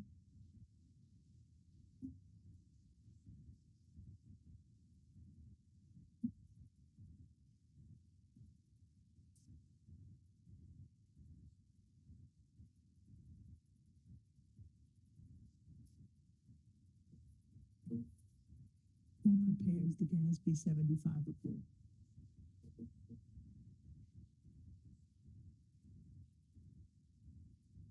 So this type of audit is basically a requirement from the federal government, right? So when we receive the federal grants and that sort of things, we need to submit those reports to the grantee to the source, the funding sources, right? So this is basically the audit results that the city will have to prepare to send to those funding sources. In this case, we send it later than what we should. Okay, so the city prepares. So we didn't meet the 75. statutory deadline for that. Right, okay. Yes. So then it says the main audit report was submitted towards the year end, and the single audit report runs in tandem. I get that, wasn't completed as a result. So the main audit report was submitted towards the year end. And so who is submitting the main audit report? This is the same auditors, right? It's just that Mercadian? we need to, yes, in this case, it's Mercadian. And we are talking about the audit for 2023, correct? But the thing is that because we received the federal funding, we also need to do the single audit. Right. The regular general audit was done at the end of the year, but this statutory deadline for the single audit was September 30th, and the audit was not ready. Okay. And how long have we been dealing with Mercadian? Councilwoman, I am not sure how many years we have been dealing with Mercadian. I know that at least for the last 3 years we have been dealing with Mercadian, but I'm really not sure. I think it's been quite a while. Okay. Thank you for that. Sure. I think Councilwoman Williams has questions on it too. Councilwoman Williams. Thank you. B.A. Richardson, my question has to do with 2023-001, top of page 3. I'm sorry, which one? It's within this resolution, but the third page, it's the very first. The same 160? Finding, yes. Okay. Yeah, finding number 2023-001, which goes into. Yes. Yep. So it says per 24 CFR, the recipients are determined to be failing to carry out its community development block grant activities in a timely manner of 60 days prior to the end of the grantee's current program year. The amount of entitlement grant funds available to the recipients under grant agreement, but undisbursed by the U.S. Treasury is more than 1.5 times the entitlement grant amount for the program year, and just trails out and continues. And then I did say the corrective action, the city will update its policies and procedures to ensure timeliness of expenditures is met, including regular monitoring of project status and budget to actual expenditure review. And then you finish with regular monthly drawdowns of CDBG grant funds will help stay on track. Yes. Okay, so that's great to see, but I would like to ask you a question. How did this situation previous develop over time? Well, CDBG, it's a complicated, very complicated grant. I think in 2017, the city HUD decided that they were not going to give us any CDBG money, home money, because of, I am not sure, and I don't want to sound like I am accusing anybody, but they decided not to fund the city. In 2018, because of the diligence of some of the council individuals and the mayor, we received again our entitlement from CDBG. However, because they gave us the money from 2017, the money from 2018, and the process to the approval process is really, really time consuming and difficult. The city was not able to spend all the money at the time that the statutory time. You are only supposed to have 1.5, as he mentions here. If you have more than 1.5 and the city receives around $2 million, if we have more than $3 million at any time at hand, that is a finding for the audit. We were late for more than 1 year because we received 2016, 2017, 2018 at the same time. Then COVID happened. So we were not able to spend the money. Now we are at in a good standing with HUD in terms of timeliness, but timeliness is a finding. So I don't know if I explained that. No, you did, and I would imagine that would preclude us from actually applying for additional funds at a certain point. No, not really. We haven't been able to. We have continued to receive our yearly entitlement until this year. 2021, it would have. We received 2021, 2022, 2023, 2024, but they send you a letter telling you you are not meeting the timeliness. And if you're not able to justify why, you might get your money withheld, or even sometimes you will have to even return it, but that has not been the case for us. Okay. Thank you very much. Yes. Consent agenda, please. Consent? Mm-hmm. Thank you. Thank you. Next one is Councilwoman Feliciano. Thank you. All right. B.A. Richardson. Mhm. So as we talk about the utility receivables and reserves being evaluated annually, they're supposed to be monitored periodically. Uncollectibles are to be written off. Is this practice being done? There are discussions of doing that. So they haven't written anything off yet, uncollectibles? We have written some uncollectibles in small amounts, right? Once we go through the process of identifying all the uncollectibles that we have, depending on the amount, we have to come to City Council so that you can approve that. We only have, and I don't kill me for not telling you the correct number, but I think that we can only waive or declare uncollectibles below $20 or something like that. Mm-hmm. So we will have to come before council to do that. Right, okay.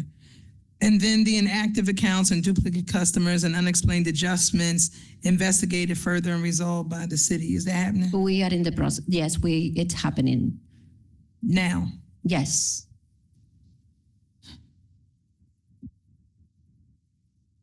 And then the staffing plan, I know there was some changes about collection and reconciliation of this. My concern is this, right? Because we're talking about the water utility, the whole regionalization possibility of this happening. You know, I'm not a fan of this. I'm not with it.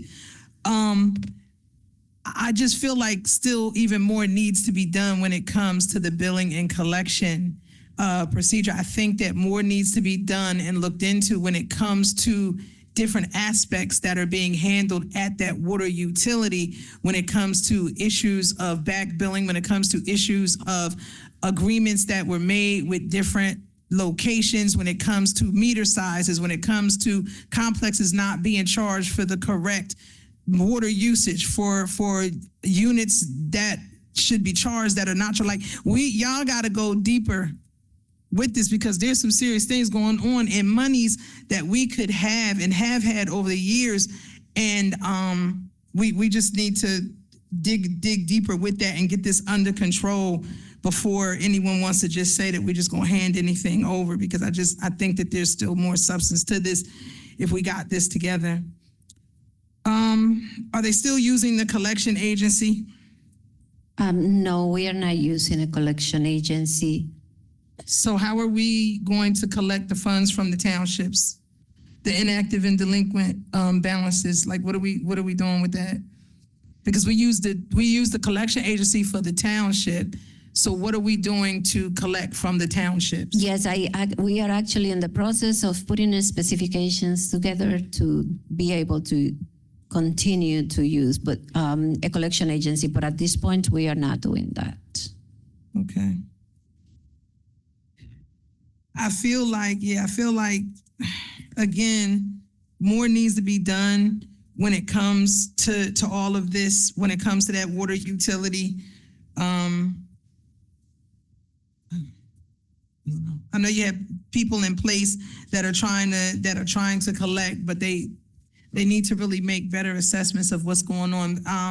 Working with the inspections departments, looking at like houses that have multiple mailboxes on it, but then they're registered as one house, but then there's 3 units in it, right? So then there should be 3 separate meters. Like there's ways that we could be getting money that I don't believe we're even looking into it to really exercise what we could do to get the money. Absolutely, and I agree with you, Councilwoman, and I agree that it has to be a more concerted effort to do that. As we speak, this week we are handling a couple of those cases where we have a property owner that we were charging, I think, for 2 properties, but then it's not just 2 dwellings, it's 4. And so we are really addressing those issues. And hopefully we will be able to be more conscientious about addressing them. Okay. Councilwoman Felicia, can I just jump in real quick, just to ask a question? Yep. Can we sue? Can we, I know we get threatened about they were suing us because of, this water situation. However, can't we start taking action against them for not paying us? Because there's like millions of dollars that are owed to us. I will defer to our law director. Council President, if I may. I think we should be aggressive, yes. Yes, yes, that is a remedy that we have. That the first phase in that has started in terms of omnibus letters that have gone out to all of these delinquent accounts, advising them that if payment is not made or if they do not contact TWW to arrange payment plan, that litigation will ensue, and that is both for residential as well as municipal clients. So they understand what our expectations are, and if they don't get back to TWW in the requisite period of time, litigation will start at that point in time. Not so much by way of a collection agency, but more so by a collection law firm that will be initiating those actions against the delinquent accounts. Thank you, Director Bridges. Thank you, Councilwoman Williams. Feliciana. I don't know why I keep calling you Williams today. No. We kind of just start being more aggressive because he was on the same line. But go ahead. Are you right? No. And then to that point, Council President. Again, previously I brought up the whole issue of the Ewing Town Center and what had happened and the monies that these rates were allowed, that hadn't even come before that council to even be approved. And when I asked about, us looking into, there's a lot going on that I am hopeful that we are looking into these complexes and centers and what is the remedy for us to get what we are due here. 'Cause I don't think that we're doing enough to really make this happen, right? And I'm just getting to the point where the more we keep hearing about and getting these letters and this whole regionalization and this, that, right? Over the last 10 years, I asked for the revenue reports of the water utility. We came in at like, $770-something million, and then they said it was $660 million to fix it. We got money coming in. Like, what are we doing? I just think we need to do more when it comes to that. I just wanted to say that again on the record. When it comes to finding 2023-003, the deposits, it says for inspection, it still does not have the staff needed so that one specific staff member can be assigned to submit the deposits in a timely manner. They're in the process of hiring 2 additional staff members. What's the status with that when it comes to deposits and everything? That has been resolved. Okay. And then, but with the deposits, there's other people that oversee and sign off. Yes. Like that one person that's assigned to it, is it the person that's just, they don't just take it and just do what they want? Somebody has to approve this? It's like sign off on the deposit with them? Yes. Okay. And then the last one, the finding of, well, 2 more, real quick. I'm sorry. 2023-04, the personnel and payroll functions. 1, 2, 3. The third one, finding for 6 out of 25 employee terminations, no approval and/or processing date was ever documented. The city's working with each director. What is the status when it comes to a human service director here? A human resources director here. Like, what are we doing? I know I asked that a couple times before, but what are we doing with that? Because I know everybody's like trying to do different functions and everything. But we need a human resources director, like somebody that really could get down and know what they're doing to help us get this together. What are we doing with it? This finding really doesn't have much to do with the human resources Right, I get it. department, but mostly with the departments themselves, right? Right. We don't have a centralized human resources department, but the individual departments perform several of those functions. In this case, we are talking about the camps forms. When the departments terminate an employee, either a permanent or a seasonal employee, they are not reporting that. They were not reporting it on time to personnel. So this is that finding there. After we receive these findings, I actually met with the directors and I said, you have 72 hours to submit your camp forms when it comes to terminations to personnel. So that was the measure that we took, but this didn't necessarily reflect on the Department of Personnel. Right. No, I get that. But respectfully, if a personnel director would make sure that the directors did submit the camp forms, because the personnel director would house the ultimate record keeping, right? Of the camp forms and personnel forms and things like that. I'm sorry for interrupting you, Councilwoman. We really did not have a process in place, right? It's one of those things that, okay, department directors need to complete camp forms, but we are not telling when do you need to complete the camp forms. We left it open-ended, right? So if you submit it within a year, it's okay until we see this finding, and we realized that we really didn't have a deadline to submit in this case, right? So now we are following up on that. Okay. With the directors and making sure that they submit the camp forms on time. Right. But a personnel just for the question, oversee that is that it's in our budget that we requested that position in our budget. Okay, good. Thank you. All right. That's it. Thank you, Council President. Sure. Yep. Thank you. Thank you. Consent? Yeah.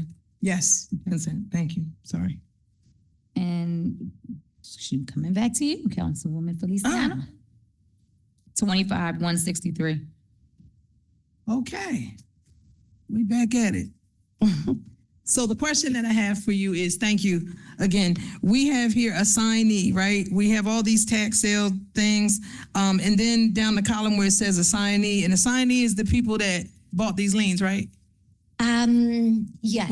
Okay. Yes. So Trenton Opportunity 8 LLC, they have a lot of what's going on. But their certificate of incorporation was filed 3/4/2025. Right? They filed the paperwork 3/4/2025. I just kind of, can you explain just for all of us to hear what exactly happens when these people take on these certificates? What happens? And what is they have to, the person has to pay that person first, right? Well, I am going to, if you don't mind, I'm going to go a little bit earlier than that. Okay, fine. Thank you. These addresses and owners of record listed in that form there, they didn't pay their taxes, right? So the city put a lien on it. Right. So now the city collects interest in those liens, or eventually those properties are foreclosed on. Right. But the city needs to pay year after year after year until actually the property is either foreclosed or they redeemed their tax sale certificate. In this case, the city decided, okay, somebody shows interest in buying those tax sale certificates, and for the city, they are going to pay the delinquent amounts, and they are also going to pay for the interest. So we don't have to wait for them. Right. So this is a good deal for the city. Right, but how much interest does, so now this third party owns it, right? So this Trenton Opportunity 8 LLC owns that. So yes. Now I, Joe Blow, house owner, have to pay them. You will pay them, and if you don't pay them, most likely eventually they will foreclose on those properties. So how much do they get? How much? Whatever the amount of interest we have, they are not going to get more than what we already sold the tax for.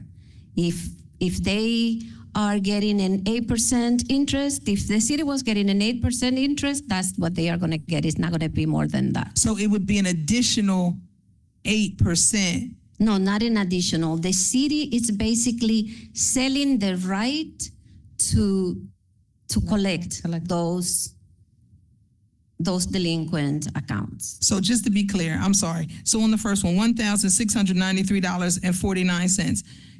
The homeowner only has to pay Mr. Duncan $1,693.49. That's all they have to pay him. Interest that they owe, plus interest on top of yes. that. Yes. That's continuing, by the way. Yes. That doesn't stop at 8%. That's continuing. Yeah, it doesn't stop. I just think that this is interesting that this LLC that just came out of nowhere in 3/4/2025, that's a whole lot of property and a whole lot of interest. I just was curious about that. Okay. All right. Thank you. Consent. Sure.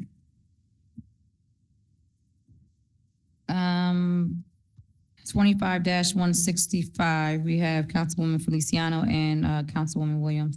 All right, I'll be quick on this. What is the status with the Reading Center? I've been getting complaints from the senior citizens that would have been there, that they can't get in there, that they feel left out. They're not being included on trips. Yes, you made provision for them to go to another location, but they're asking for what is going on with this center specifically. So, hey, Dr. Minicapelli, can you just tell us what is happening with the Reading Center? Sure. Since we're Good evening. rejecting the bids to just here to fix it. Good evening, Dr. Diego Minacapelli, Department of Health and Human Services. The resolution for 25-165 is rejecting the bids for the Reading Senior Center rehab through the CDBG program. That bid came out too high. The allocated funds that I put for that renovation is much less than what it came in. So I need to reject it so I'll be able to rebid the project. The Reading Center is being, yes, the physical, the building, it is a historic building. In order to rehab that building, it has to go through a process of historic organizations, an environmental review, the CDBG protocol. So it takes time. It's not as easy. We have to follow the federal regulations for it. But we are in a good stage now that, you know, once we have a developer, then 10 to 11 months after that, we'll be able to reopen the Reading Center. And so when it comes to the seniors and stuff that are there, are we making provision for them to include them in various trips or things like that? We try as much as possible to include everybody on the trips, on the activities that we have. Ruth Carter and her team tries as much as possible to include everybody and make sure that we have the same thing for all of the centers that now have been displaced. Okay, all right. So I look forward to seeing the rebid and hopefully we can get this underway for them. Absolutely. Thank you, Council President. Thank you, Councilwoman Williams. Thank you, ma'am. So Director, Councilwoman Feliciano did a great job asking some of the similar questions that I wanted to ask, particularly seniors are chomping at the bit. They've been chomping at the bit for a long time regarding the Reading Center. The roof, we were told, was the holdup. And then, you know, now it's gotten more complicated. So can you spice out a timeline of when you believe, I know it's a guesstimate because we have other agencies, when the reconstruction will start and when you expect it to end? So I heard you say 10 months. Yes, so everything it is on the bids that I'm going to get. So right now we have a rejection. Then we're going to add now the rebid. It takes 30 days. After that, we need 3 weeks to review and accept or reject again. And after that, it will take its course of a few weeks to, you know, go through the contract and everything else. And then after, once we have the contract, then it's 10 months, 10 to 11 months, we predict. Okay, so we should expect to see rebidding, approval, selecting of a vendor, and hopefully maybe July, you'll come back with an approval for an appropriation for this? Absolutely, yes. Okay, Hopefully that would be wonderful. That would be the case, yes. Okay. And then also, as far as with the reconstruction, will there be any meetings or any outreach to seniors who previously have used the center, or also North 25, which is right there, to make sure that they have some input on things that might happen for the property? Because I know it's been a long time since conversations were held. Yes, but we have a planning and engineering firm that already build the specifications of what we want for the senior center. So that is already set. If I were to change anything right now, then I have to start the process from the beginning according to the HUD regulations. Oh, yes. So there were public hearings before the process for comments regarding what they want and everything else. Yes. Okay, and when were those held, roughly, do you remember? Or do you have information? I don't know, it's been quite a while, that's why I'm asking. Yes, I think we started everything the end of 2024. I don't have the exact date, but we did. Okay. We did. Yes. All right, well, just once things get going, maybe we could have a conversation with the seniors to find out when it's open, what type of events they'd like, activities and so forth. That would be very, Oh, yes, very good. absolutely. All right, thank you very Yes. much. Yes. Consent agenda, please. Consent, thank you. And Councilwoman Feliciano, 166. Thank you, Council President. I'm just curious now with this purchase of this fire, I don't know if you'll know this, with the purchase of this fire truck, how many fire trucks are we now up to in the fire department? I know Director Douglas isn't here, but we have Battalion Chief Kevin in his place. Thank you.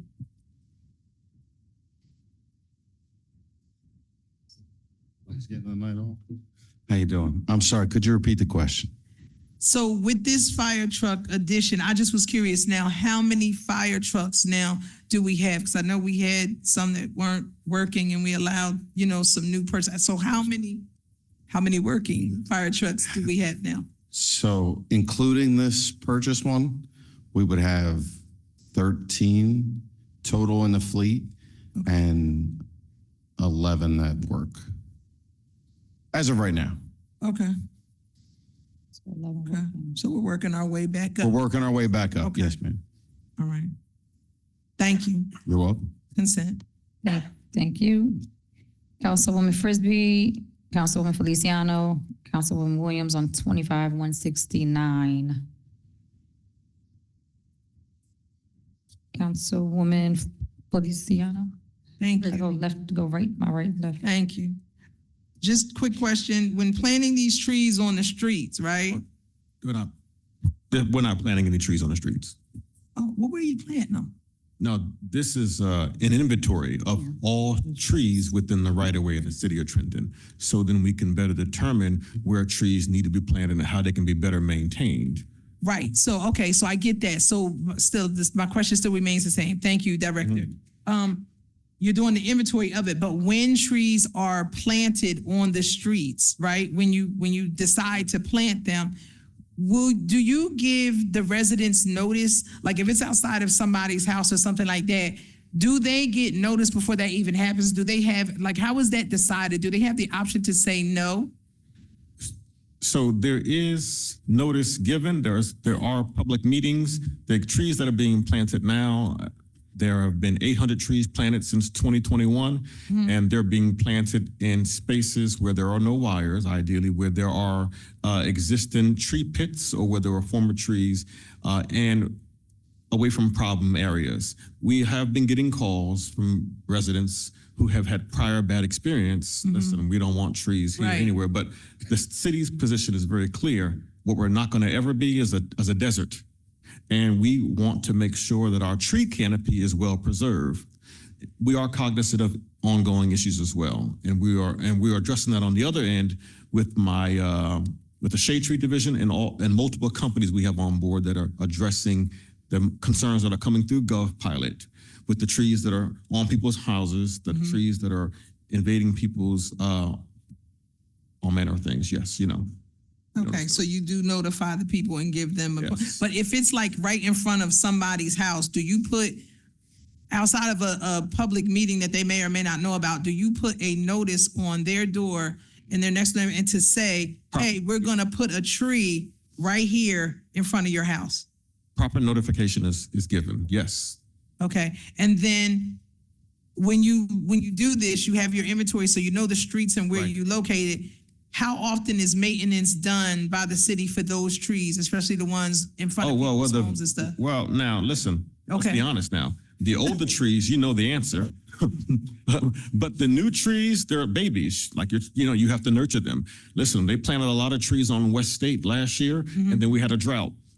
It's like, we might have we're planting a lot of trees now in partnership with a lot of organizations throughout the state. Right. DEP gave us a lot of money. There's 1,000 trees that are supposed to be planted. Listen, if we get a drought, then, we're buying a water truck. So our plan is to do that. Not only there's a water truck, but then you got to get tree guards, because those of you who have deers in your neighborhood, the deers are going to tear those trees up. And then then they're dying before they can mature.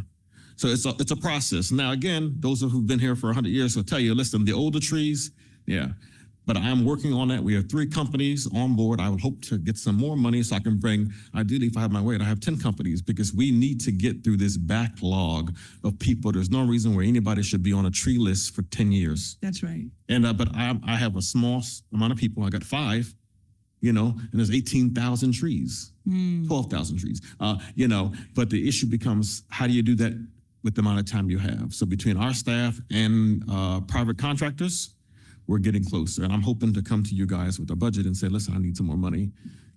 Okay. Thank you, Council President. Councilwoman Frisbee, and then Williams. Thank you, Council President. So, good evening. I have 2 questions on this. One is, in taking the inventory of the trees that we have in our city right now, are we being cognizant of whether we have male, female, especially when it comes to the pollen count? We know that male trees are high in pollen. So that's my first question. Yeah, so I talked to the experts today, and I was informed that the trees that we're planting now are insect pollinated, which means they are not strong when it comes to allergy issues. Yes, so they don't have to produce as much pollen as the traditional trees. Yes, so that's the answer that I can give you. Okay, thank you. And then the other question I have so I love the idea that we're actually taking inventory of the trees. I think that's very responsible of this city. There are many trees that are uprooting properties. Are we going to give priority to those when we find out, especially, I know I could give you a whole list of properties in the West Ward. I'm sure there are in other sections of the city as well. When we find out, okay, our trees have done damage to property, are we going to prioritize getting those trees taken care of to minimize any more damage? And then how do we go about restoration? So we have that list I mentioned is through GovPilot. We have all those concerns. It's just getting through them timely. And we're actively working on it. There's no good answer. We are actively working on it. But listen, every tree that you have that's pushing up a sidewalk isn't a tree that should be taken down. I understand the residents' concern, but listen, if we took down every single tree that we got through GovPilot, there'd be no trees. And then we have another issue. So most of the time we go, there's trimming, but it's not going to be the answer the residents want because we're not cutting down every tree. We can't. It's not healthy for the community. So I asked that question with respect to, for instance, on the street where I live, there are several trees that actually is one tree that's doing damage to like 3 different areas. And from me, and from the residents, the feedback that I'm getting is that there are health concerns. When people are walking, people are riding, whether they are in a stroller, in a wheelchair, whatever it is, and that portion of it where it is uprooting the sidewalk. Can we do something about that so that it makes it safer? Like we did a phenomenal job on Bellevue Avenue. They would just, those trees had done a whole series of damage, and we took care of that. Is there something that we can do when we find out that there are other trees in the rest of our communities that are doing damage, have done damage? Can we make sure that we're marking, we know, okay, we need to get these sidewalks flattened out, and whether we're not killing the trees or not, don't have to necessarily, like you said, take them down, but as long as we know that the communities are safe for inhabiting that space. Yes, there's a process to do that and to fix the sidewalks, but I want to give you an example. We called one of the state contractors who's on contract with us, and for a single street to trim the trees is $24,000. That's for a single street. And listen, Trenton is only 7.5 square miles, but you have to consider that if we did every single street. Now we're working our way, but I just have to stress that it's a process, and it's not going to be done overnight. It's not going to be done in a year. The priority trees will be addressed, but that's $24,000 for one street. If we did that for every single street, so it's a priority. But yes, those streets, those sidewalks that are pushed up, yes, they're at the top of our list. We're slowly getting to them, and we're partnering with Traffic and Transportation and Public Works to address those issues because we understand, listen, you don't want to pay out any more money, do you? So again, we're trying to work on that as well. It's just a process, and that's not the answer people want to hear, but listen, even if I had all the staff in the world, I still couldn't get to all those trees in that kind of time. Thank you, Director Harris. I appreciate you. Yes. Councilwoman Williams. Thank you, ma'am. Director Harris, my question just has to do with this program, what's going to occur.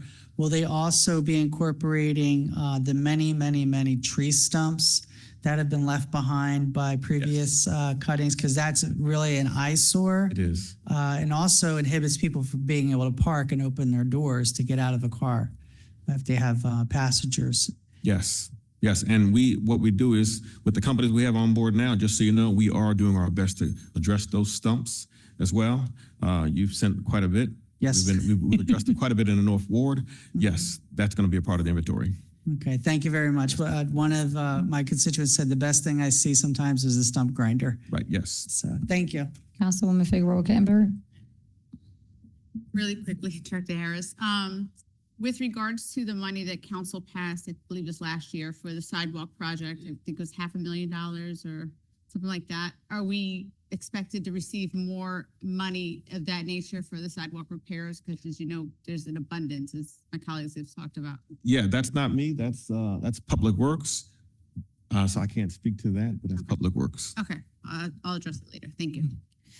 Before you go, Interim Director, just going back so I can understand, I know you said we can't cut down all of those trees where the sidewalks are lifting, but is there like a priority? Let's say if it's like lifted 5 to 10 inches, then that we repair that, and then we also take the tree down. Is Yes. that my understanding? Yes. So although we don't respond timely, we have pictures and assessments are done of every single tree. So those that are a priority are being addressed. Yes. Okay. Thank you. Are you guys okay with consent? Council President, Yeah, I think though, the question that you were asking, is it a specific like your criteria, like for what- right for what is an emergency? What's priority? Right. Like if it's 2 inches off the ground and this, that, and the third, like what would make mine more priority than hers, and vice versa? Well, the priority trees are the dead trees, the branches that are hanging over people's homes or low where they could fall in. Like, for example, there's a tree right here we got a call recently and a branch that fell into the middle of the State Street. So that's the priority. It's always the dead, dying, and diseased trees. But do we have a standard whether a sidewalk is 6 inches or 2 feet off the ground? I don't have a standard for that. No, we log the complaints and we address them as we can. Okay. I mean, because we do have kids that run up and down the sidewalks. We have people with strollers and all of that, bikes and. Okay. President, if I may, but Director Bridges. I think the questions are very enlightful and I think important because I would offer to work with Director Harris because one of the things that we have from the city is that Gov pilot, when people report dangerous conditions, at that point in time, the city is on notice of a need to fix that. And when we are on notice, if we do not rectify that and someone is then injured, we're then liable for that. So I think these questions are very good and it gives us some food for thought in terms of meeting with Director Harris as well as Mr. Santora and Mr. Anatiri down at Public Works to maybe prioritize those ones that are potentially causing the city some liability. So I think they're great questions and we will address those. Thank you. Thank you, Mr. Harris. Consent agenda? Right. And then Councilwoman Williams with 25-171. Yes, thank you very much. So this project, I'm just really glad to see it finally come before us because I know this has been asked for and waited for a long, long time. Could you kind of just highlight for the public who may watch this or hear tonight? So for those who don't know, there's a parking lot across from, is that the Capital City Farm? Yes. It's the police parking lot. There's police cars parked there now. We are going to take that lot. It's going to be a part of our larger Asset Pink Greenway Park. That's going to be a parking lot, but it's also going to address the immediate need of the folks that are on Grant Avenue, that basketball court. You know, on social media recently, there was a constituent who took some action to improve that area. So in this parking lot in the back, we will be building a basketball court to address the needs of the residents on that area. That's a temporary court until we fully fund the one on Grant Avenue. So what you'll see here is just a long, narrow parking lot, and part of it goes on to Sheridan Avenue. And what's going to happen is it's going to connect to the Greenway, which I hope to be back to you at the end of the year talking about the skate park, you know, because there's multiple phases for the Greenway. But that's basically what it is. And there'll be bollards there that separate the basketball court from the other spaces in a nutshell, yeah. And then just my usual question, do you have a guesstimate timeline of when we might be getting? Yeah, so what's going to happen is 120 days from the notice to proceed. Okay. So we're looking good for the fall then? Yes. All right, thank you very much. Consent agenda, please. Thank you. Councilwoman, you're up for 173 and 174.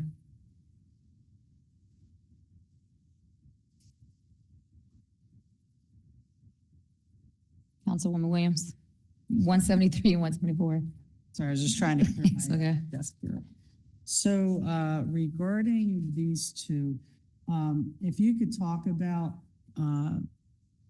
the consolidating of the grants and what that's going to mean for this project, because I know we're talking millions of dollars, but at the end of the day, I think if I remember right, we were trying to gather together a much larger sum for this whole project? So we have a lot of open grants with Green Acres, and what they've said recently is you need to start closing some of these projects out. So we came to a consensus, whereas they're consolidating a lot of our grants. This is the second one you've approved.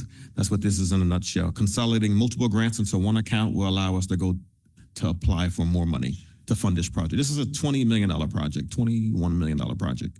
So, and we don't know if we can count on the federal government at this point. So we're looking to DEP, and they continue to fund us at high levels. So we're excited about that. And then how long do you believe the reimbursements will take? From DEP? Yeah. Well, you know, it's a lengthy process. We've been, yes. Would there be any anxiousness on their part, given change of administrations in Washington? No, Yeah, but just so we're clear, reimbursement sooner? how this works is once the legislature appropriates money, that money is appropriated. So now whether Green Acres they can make some improvements as to the reimbursement process, but as long as that money's been appropriated, it's theirs for us. Okay. Because I guess my question comes from being able to expect future appropriations coming from DC to New Jersey. You know, might be some folks who might want to hold back on issuing checks that have been committed to us. Right. But all of this money is appropriated and where it needs to be. So now what we need to do on our part is we need to get the building.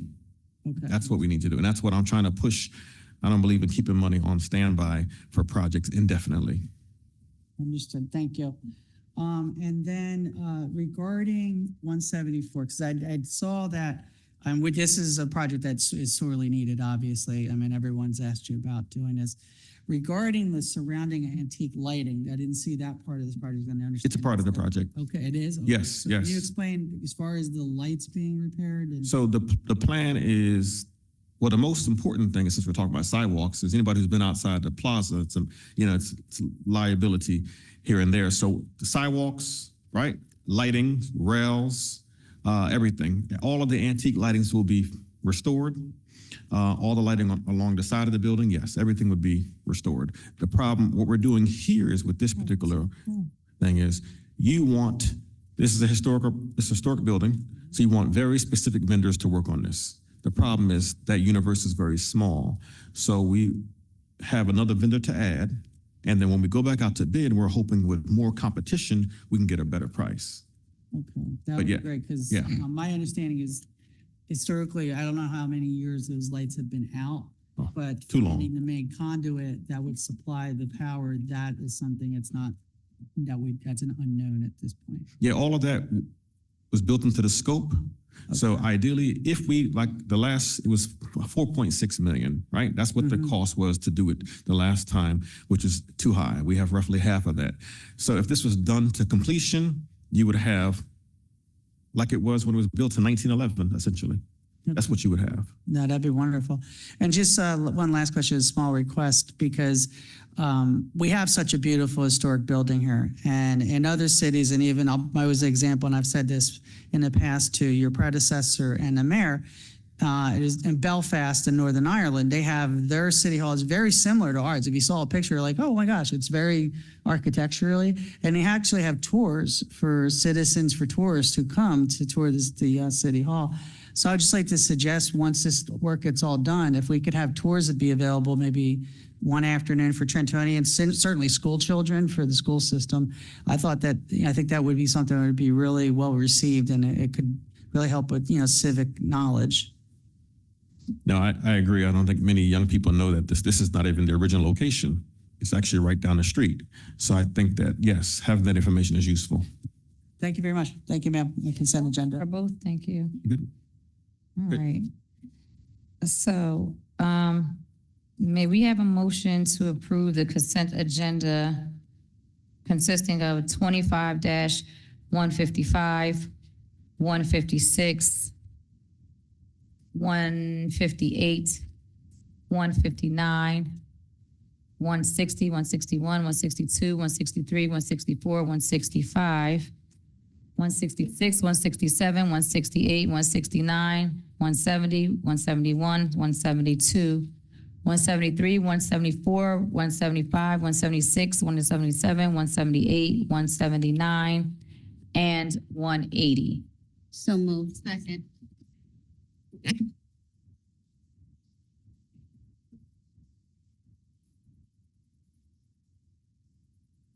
I'm sorry. Roll call, Councilwoman Edwards, Yes. Councilwoman Feliciano, Yes.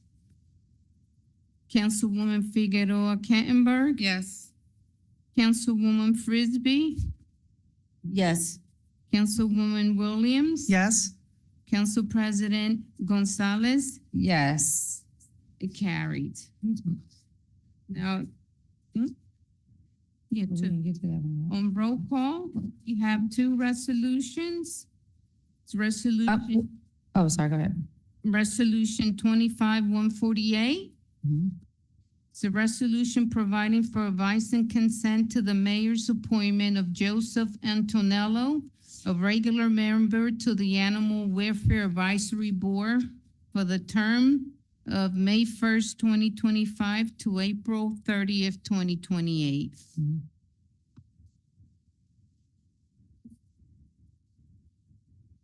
Motion to approve. Is he here? Is Mr. Joseph here? Mhm. Oh. Thank you. Hello, Mr. Joseph. Good evening. Could you just state your name, and maybe just the reason why, you want to accept this position or Yes, interested in this position? My name's Joseph Antonello. I worked for over 11 years with the city as an animal control officer, humane law enforcement officer, and an animal cruelty investigator. So I know the problems in the city very well, and I know the troubles that the shelter has had over the years. So I think my unique experience in that with this board will be able to give some positive ideas of how we can improve not just the animals' welfare, the employees and officers at the shelter, as well as the city residents.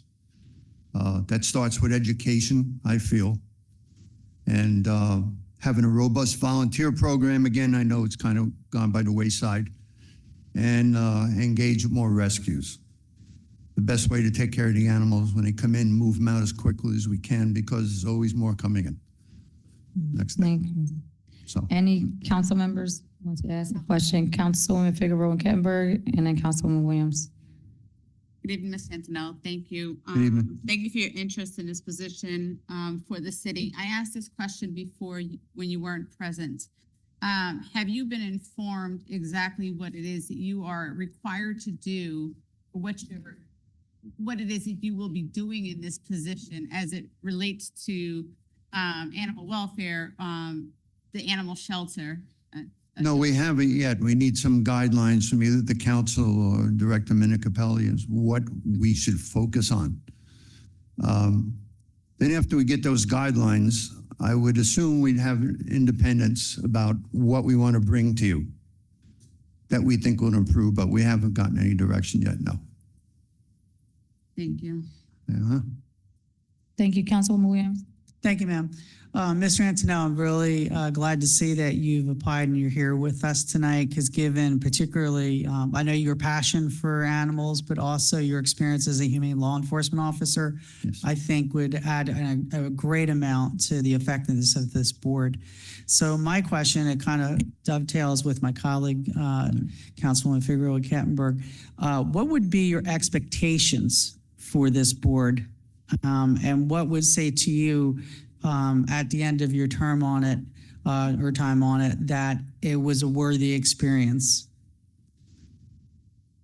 I think cutting down on the amount of animals that come into the shelter, helping the people keep their animals in their homes. A lot of times people give them up because they can't afford them. A lot of times they have health or injuries. They can't afford to take care of them. They want up the shelter, and the city has to take care of them. I've been saying for many years the shelter is grossly inadequate for what we need. It needs to be much larger and modern. So if at the end of 3 years, maybe as some shovel have gone in the ground to at least start that process, I'd say it would be a success.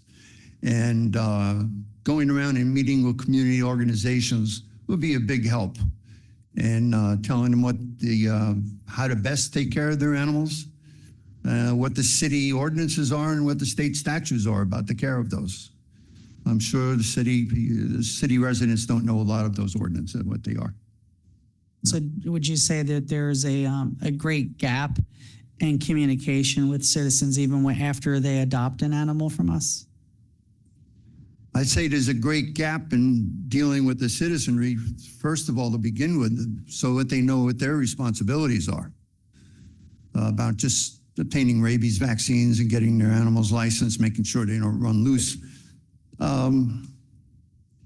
Yeah, I'd say after they're adopted from us, well, in the past, I can't speak for now. I'm retired just about 6 years now. We used to follow up with the adopters many times. We used to have a foster program. We'd follow up, making sure everything was still good with the pet, cat or dog. And that's why our volunteers were a great help at the time. They were able to do a lot of that because the officers and their staff, we hardly had anybody there. We were constantly running in the streets. We were humane law enforcement officers at the time. So besides being an animal control officer, we had to enforce the laws of the state and the city. So we were constantly busy out there. So that's why I said earlier, a volunteer program would be a great help for that. And that's why we can visit the houses where these animals are going to live and approve of that. A lot of rescues do that.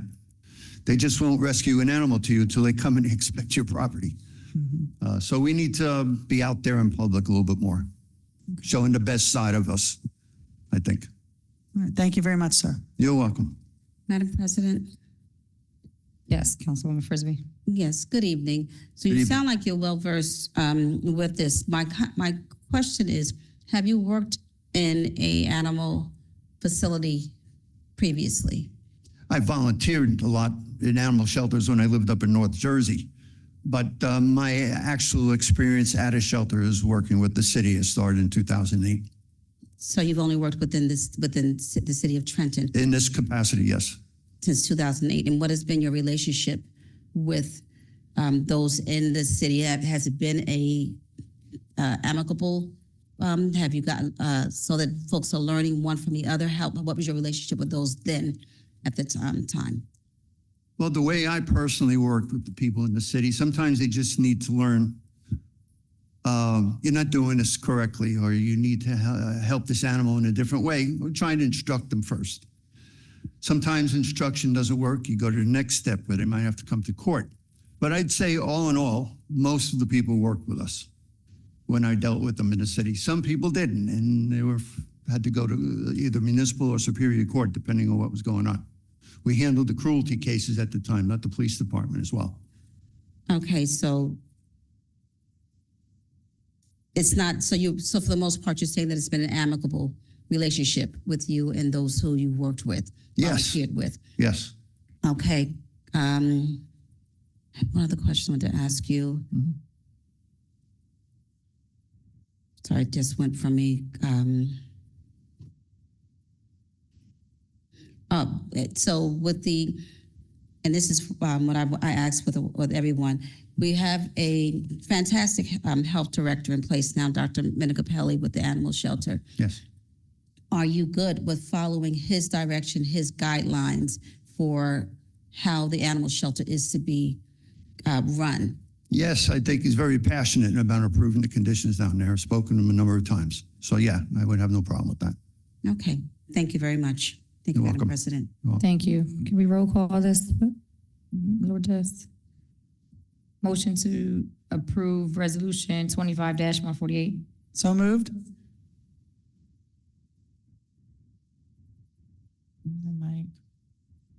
On roll call, Councilwoman Edwards, Yes. Councilwoman Feliciano, Yes. Councilwoman Jenna Figueroa, Kattenberg, Councilwoman Frisbee, Yes. Councilwoman Williams, Yes. Council President Gonzalez, Yes. motion carried.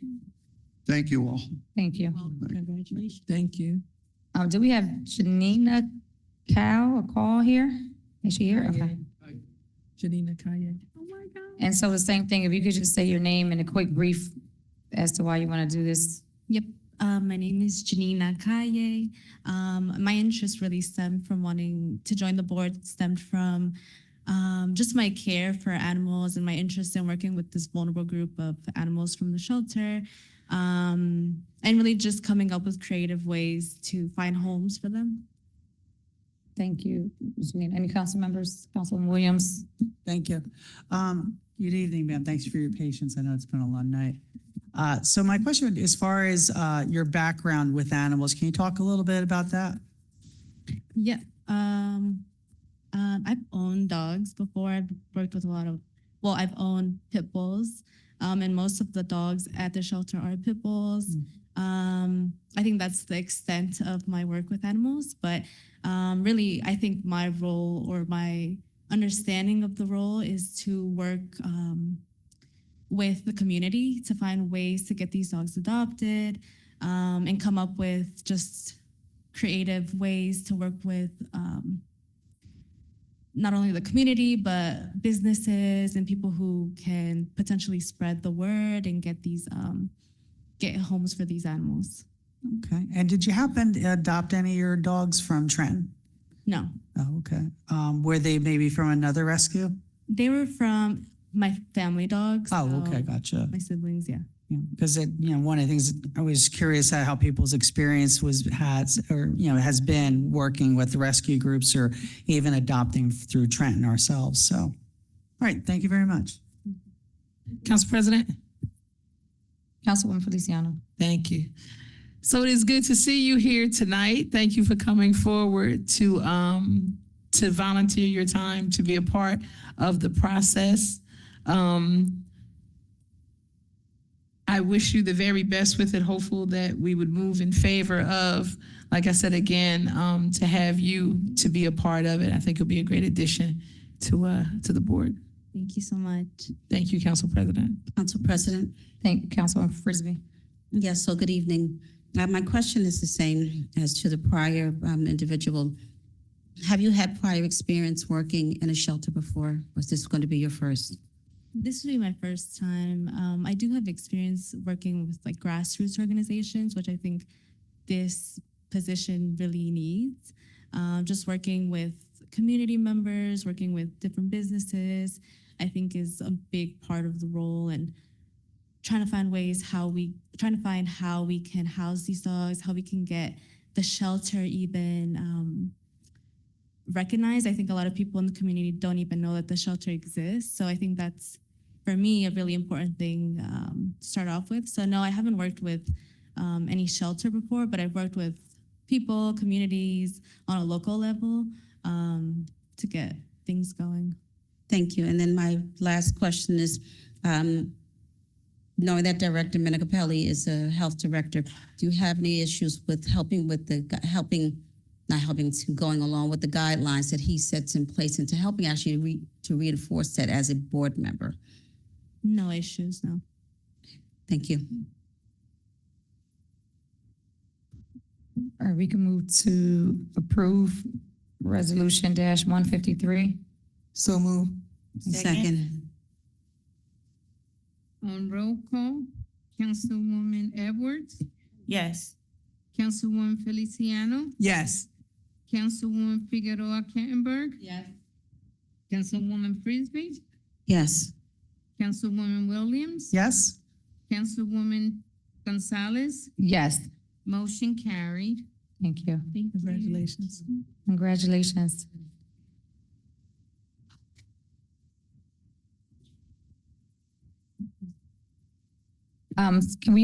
We're moving on to first ordinances. May we have a motion to approve 25-023? So moved. Oh, okay. President, questions? On 23? Council, we got to second it though. We just got to second. Okay. Second. Thank you. Councilwoman Figueroa Kettenberg. Someone here to speak to this ordinance? Director listed left. VA, is there anyone that could speak to 23? Oh, I think she's coming back. 25-023. He's gone.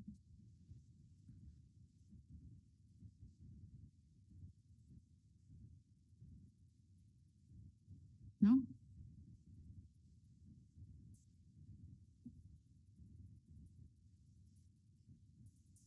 Good evening. Good evening. So my question with this is, I had these concerns before. We obviously, I'm happy that, properties are moving, these lots that have been sitting, the people are able to purchase them. I just want to be clear about what a buildable lot is, a buildable size lot, and how these negotiations are coming about, because, we're kind of all over the place with how much we're selling these properties to people, and there's different sizes of these lots. And if you look at the code, 315-4.3, there's a codification of what RL1 and RL2, which are low density single family homes, and RM1, RM2, which are medium density. And this lot, particularly for 25023, is 1,875 square feet. Per the code, a row home in medium density can be 1,500 square feet. So my problem that I have is when these ordinances, when we're listing these properties and we're saying we're selling them and we're classifying them as, quote, a small vacant narrow strip of land that has been unused, or it does not allow for any other viable use other than a side lot. That's not completely accurate. If per the code, we could build on this lot if it were as small as 1,500 square feet. This one in particular is 1,875 square feet. So why are we mislabeling some of these properties in order to get them sold, and how is that process working? Well, regarding the specifics of this lot and its compliance with the code, I'd have to pass that over to our city attorney. But we do have a process. We do evaluate these lots on a case-by-case basis, and we do work with the proposers. But as I said, on this particular lot and its compliance with any specific code, I'd have to turn that over to the attorney. It is spelled out in the statute what that undersized lot is. The representation that was made looking at this was that it fit into that definition. I think unfortunately, Mr. Liston as well as Mr. Malley have both left, and they would be able to talk granularly about the specifics of the size of a lot and/or if it's contiguous. I don't think they were anticipating a public hearing on this now, being the first reading, but maybe that's a question you could email, and Mr. Liston and Mr. Malley can get back to you with respect to the specifics and their understanding as to why it falls in that definition of undersized. Thank you, Director Rose. I was actually going to suggest that, Madam President, I'd be satisfied to submit this in writing to Director Liston and get an answer for it for our next council For the meeting. second reading? Thank you. Okay, thank you, no problem. Can we roll call this, Moss? Well, On roll call for first reading, Councilwoman Edwards.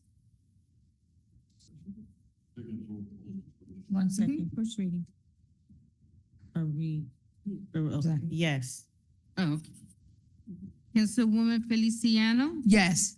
Councilwoman Figueroa Kettenberg. Yes. Councilwoman Frisbee. Yes. Councilwoman Williams. Yes. Councilwoman Gonzalez. Yes. Motion carry on first reading. This requires a public hearing and second reading, and that will be scheduled for May 20th, 2025. We have a motion to approve 25-026. So moved. Second.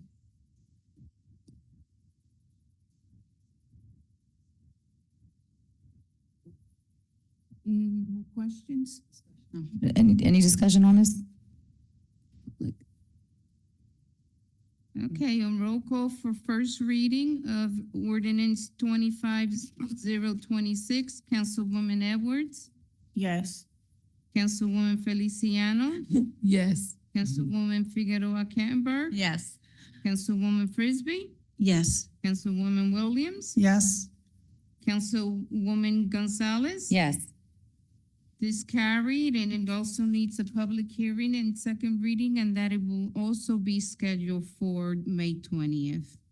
Thank you. May we have a motion to approve 25-029? So moved. Second.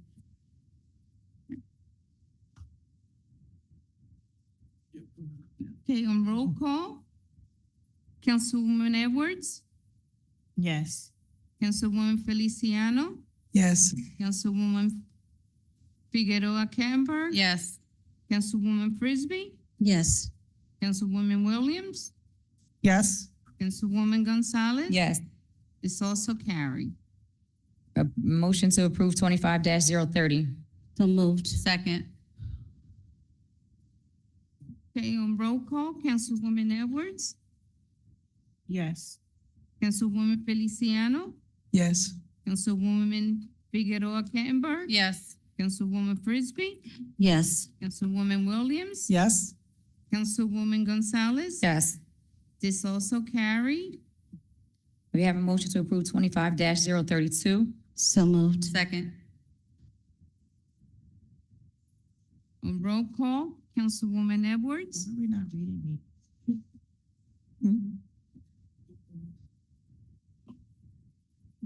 Councilwoman Edwards. This is just first reading. it. Yes. Councilwoman Feliciano, Yes. Councilwoman Figueroa Camber, Yes. Councilwoman Frisbee, Yes. Councilwoman Williams, Yes. Councilwoman Gonzalez. Yes. This also carried. May we have a motion to approve 25-034. So moved. Second. On roll call for first reading of ordinance 2534, Councilwoman Edwards, Yes. Councilwoman Feliciano, Yeah. Council, 1 second. Oh. May you read, Mom?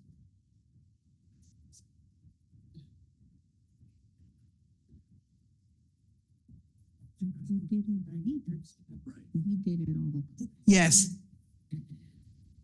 Councilwoman Figueroa Kettenberg, Yes.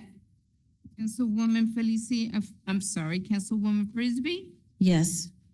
Councilwoman Williams, Yes. Councilwoman Gonzalez. Yes. This also carries. Thank you.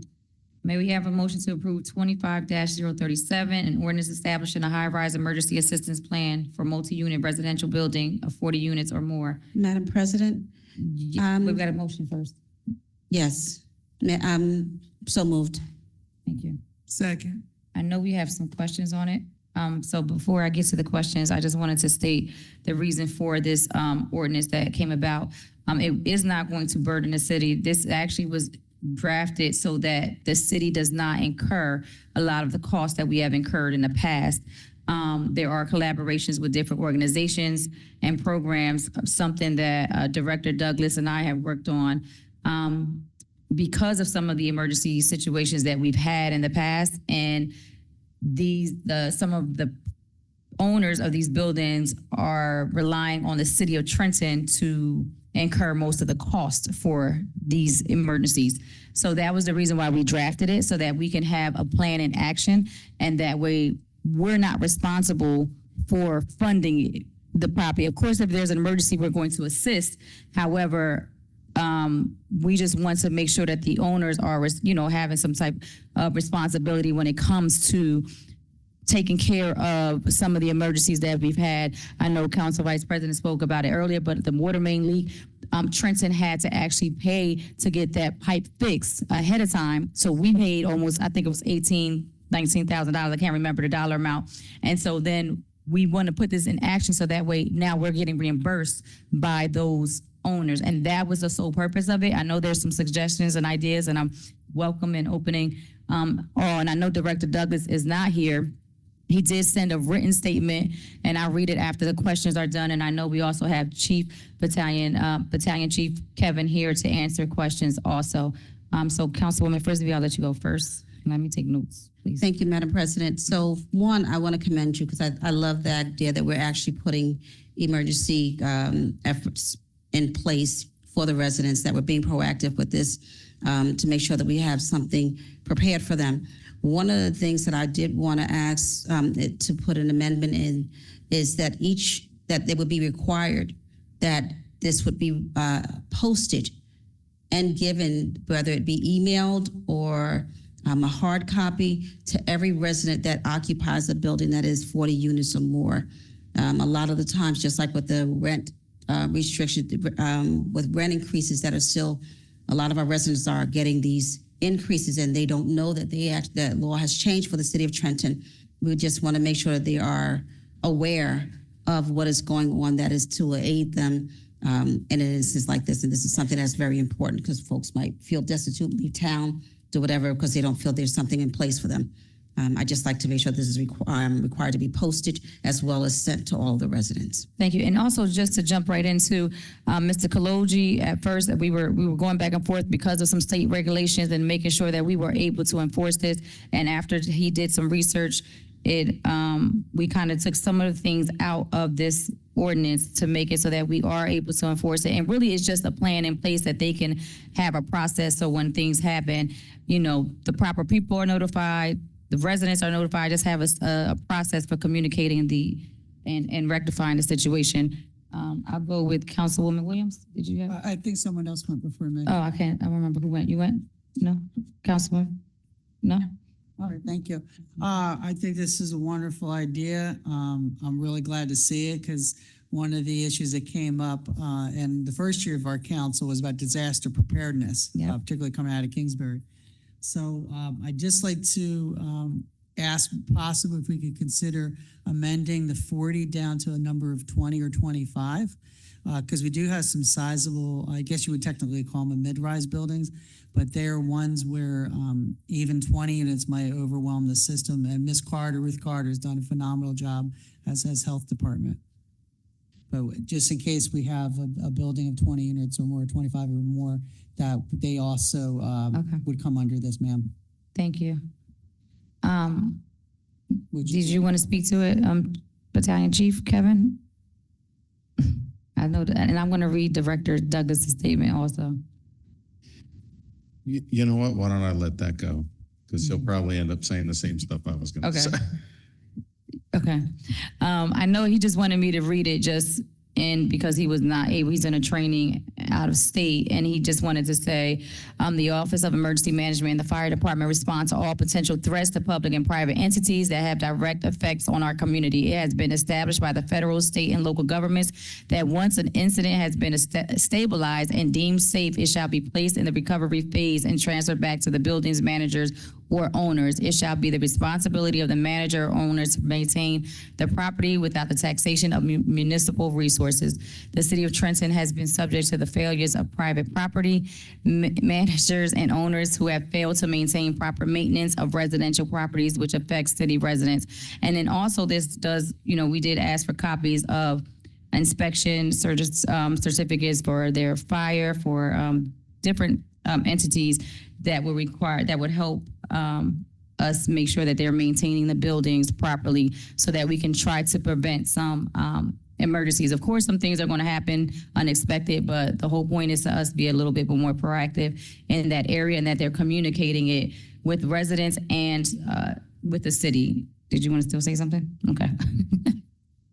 Sometimes I forget how smart the director is. I'm just a fireman, so I'm going to bring that down to, and actually I want to give credit to former Councilwoman Vaughn because she brought it up kind of in a different sense of the thing, but the issue we had in that is being addressed by this, and it's not an indictment of them. 20 years ago when we closed the firehouses and we lost fire inspection, the DCA had to come in because we couldn't do it anymore. And sometimes that means we're out of the loop. We're not getting this information at the fire department. We don't know half of this. When the buildings lose power, when they had the fire on 319 South Broad and the fire pump went down and the building might have been evacuated because the DCA was going to close it. We're not aware of any of these issues anymore. And stuff like this is kind of the first step into bringing the city itself back into the fold of its own buildings. So thank you. Thank you.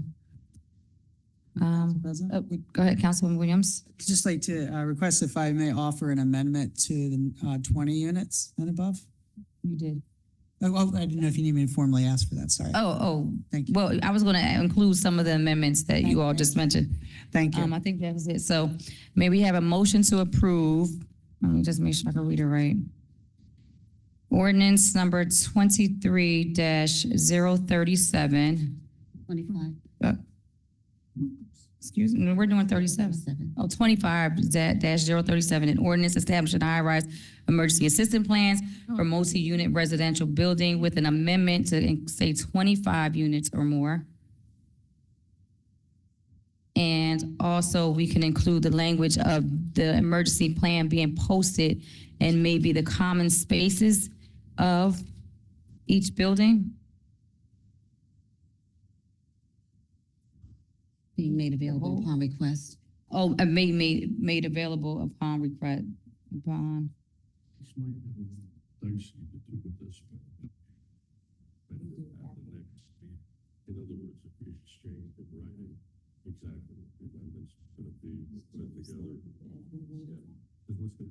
Okay.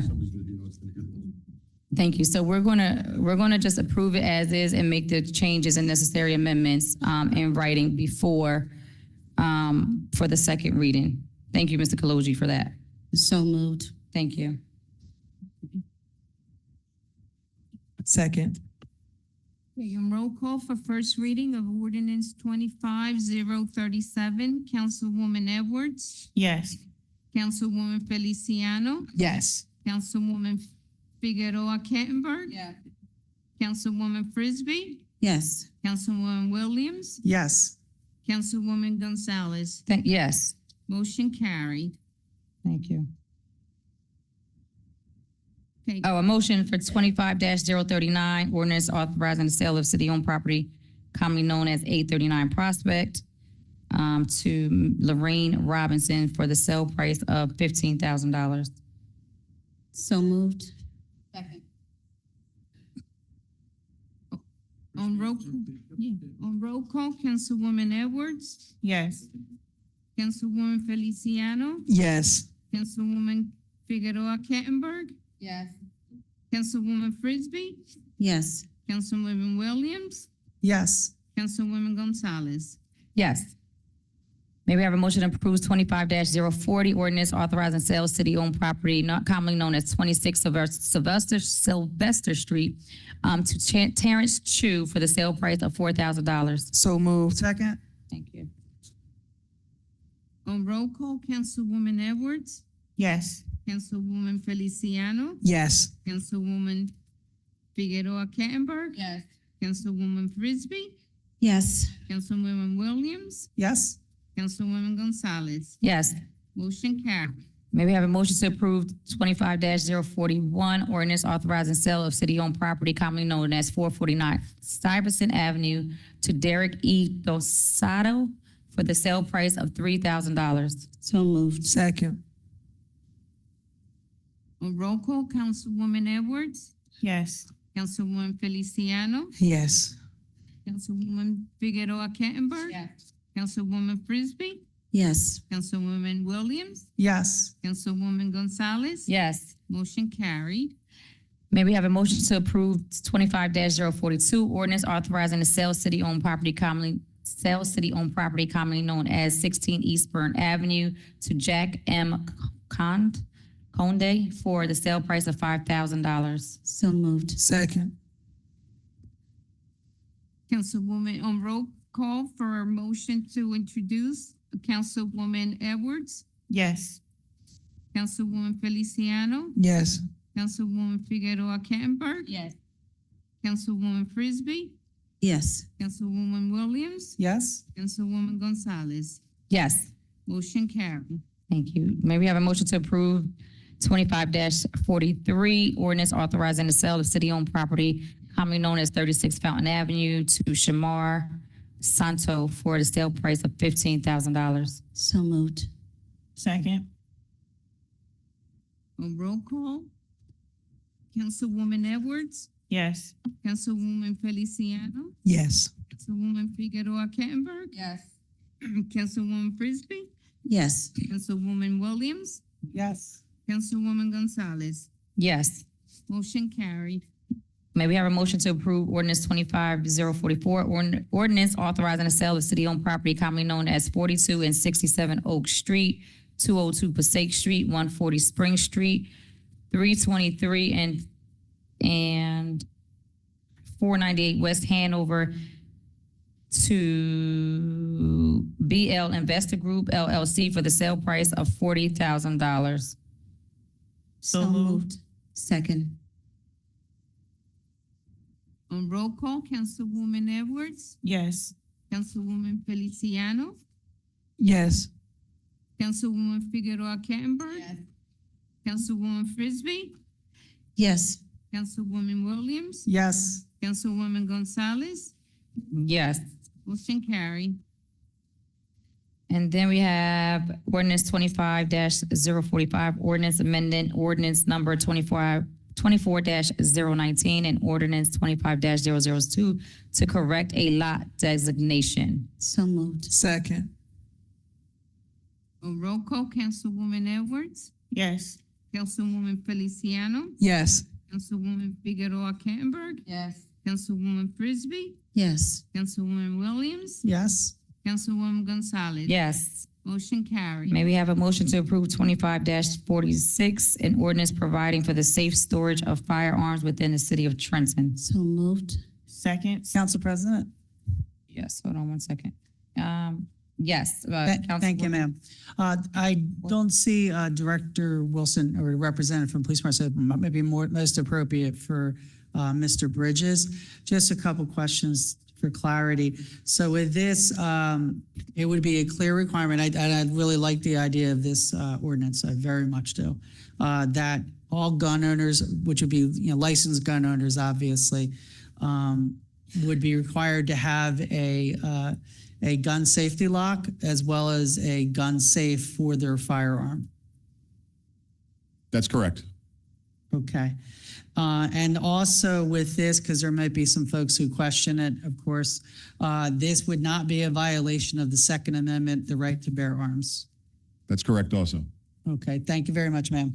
Council Sorry. President? Councilwoman Frisbee. Yes, so I brought this ordinance forward because for several reasons. One, I wanted to strengthen the way folks carry and conceal weapons here in the city and have a stronger definition of it. I wanted to make sure that every household, not to offend anyone with their rights, if they have a right and they have a weapon and it is purchased legally, then there is nothing that is a infraction against them. But if they are not harboring it, if they do not have the weapon properly, did not obtain it properly, then there are penalties that will come along with that, and that is for everyone. And then we have put in there a clear definition of what a firearm is and what goes along with that. So I'm excited to present this and get this so that our city streets are safer. Thank you, Madam President. Thank Councilwoman Feliciano. Thank you, Council President. Just a quick question. Oh, wait a minute.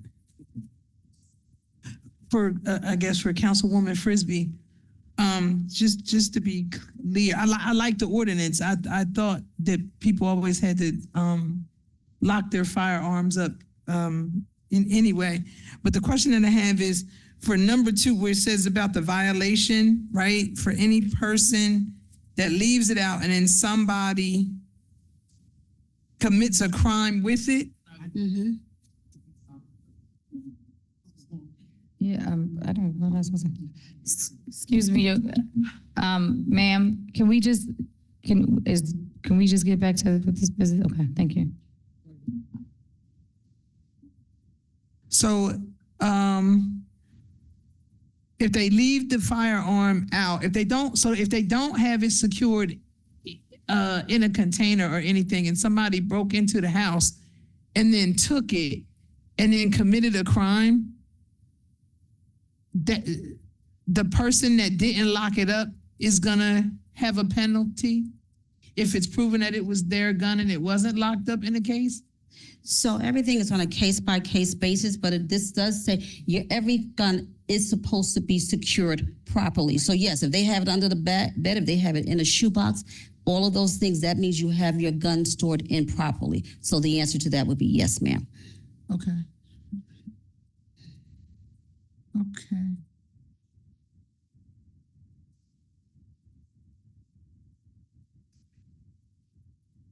I think, Karen.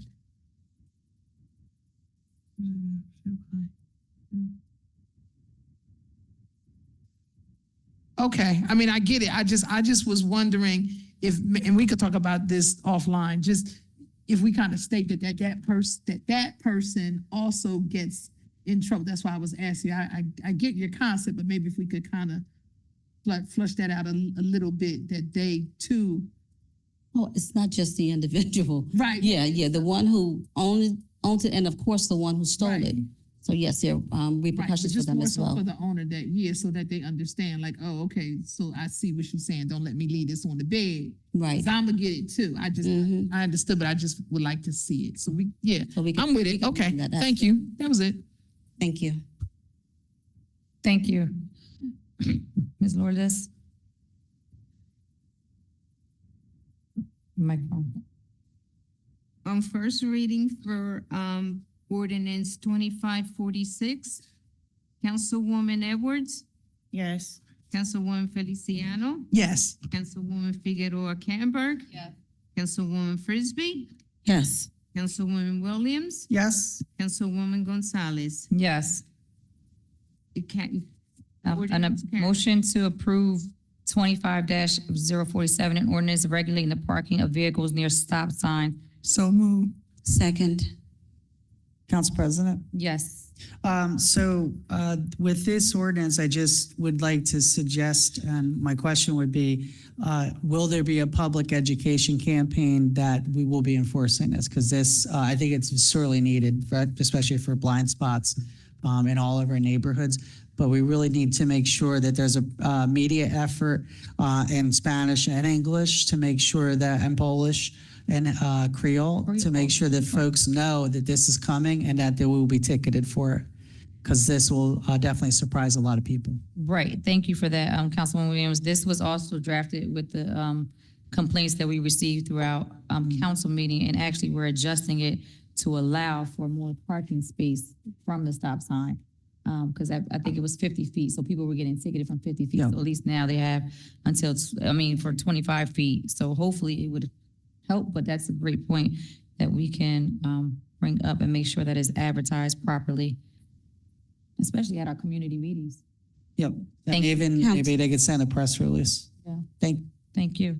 Council President? Yes, ma'am. When we are looking at this before second reading, if we would also have it amended where there is a painting of the curb to identify the 25 feet. So some residents who don't understand what 25 feet is, whether it is painted yellow or there are stripes that are put on the curb, so that there is absolutely no room for doubt with that. Thank you. We can discuss with Director Onatary off the line. Thank you for that suggestion. Yeah, Councilwoman Figueroa Camberg. This actually came up, thank you for this, but this actually came up recently at my CPAC, and one of the constituents was asking for this specifically.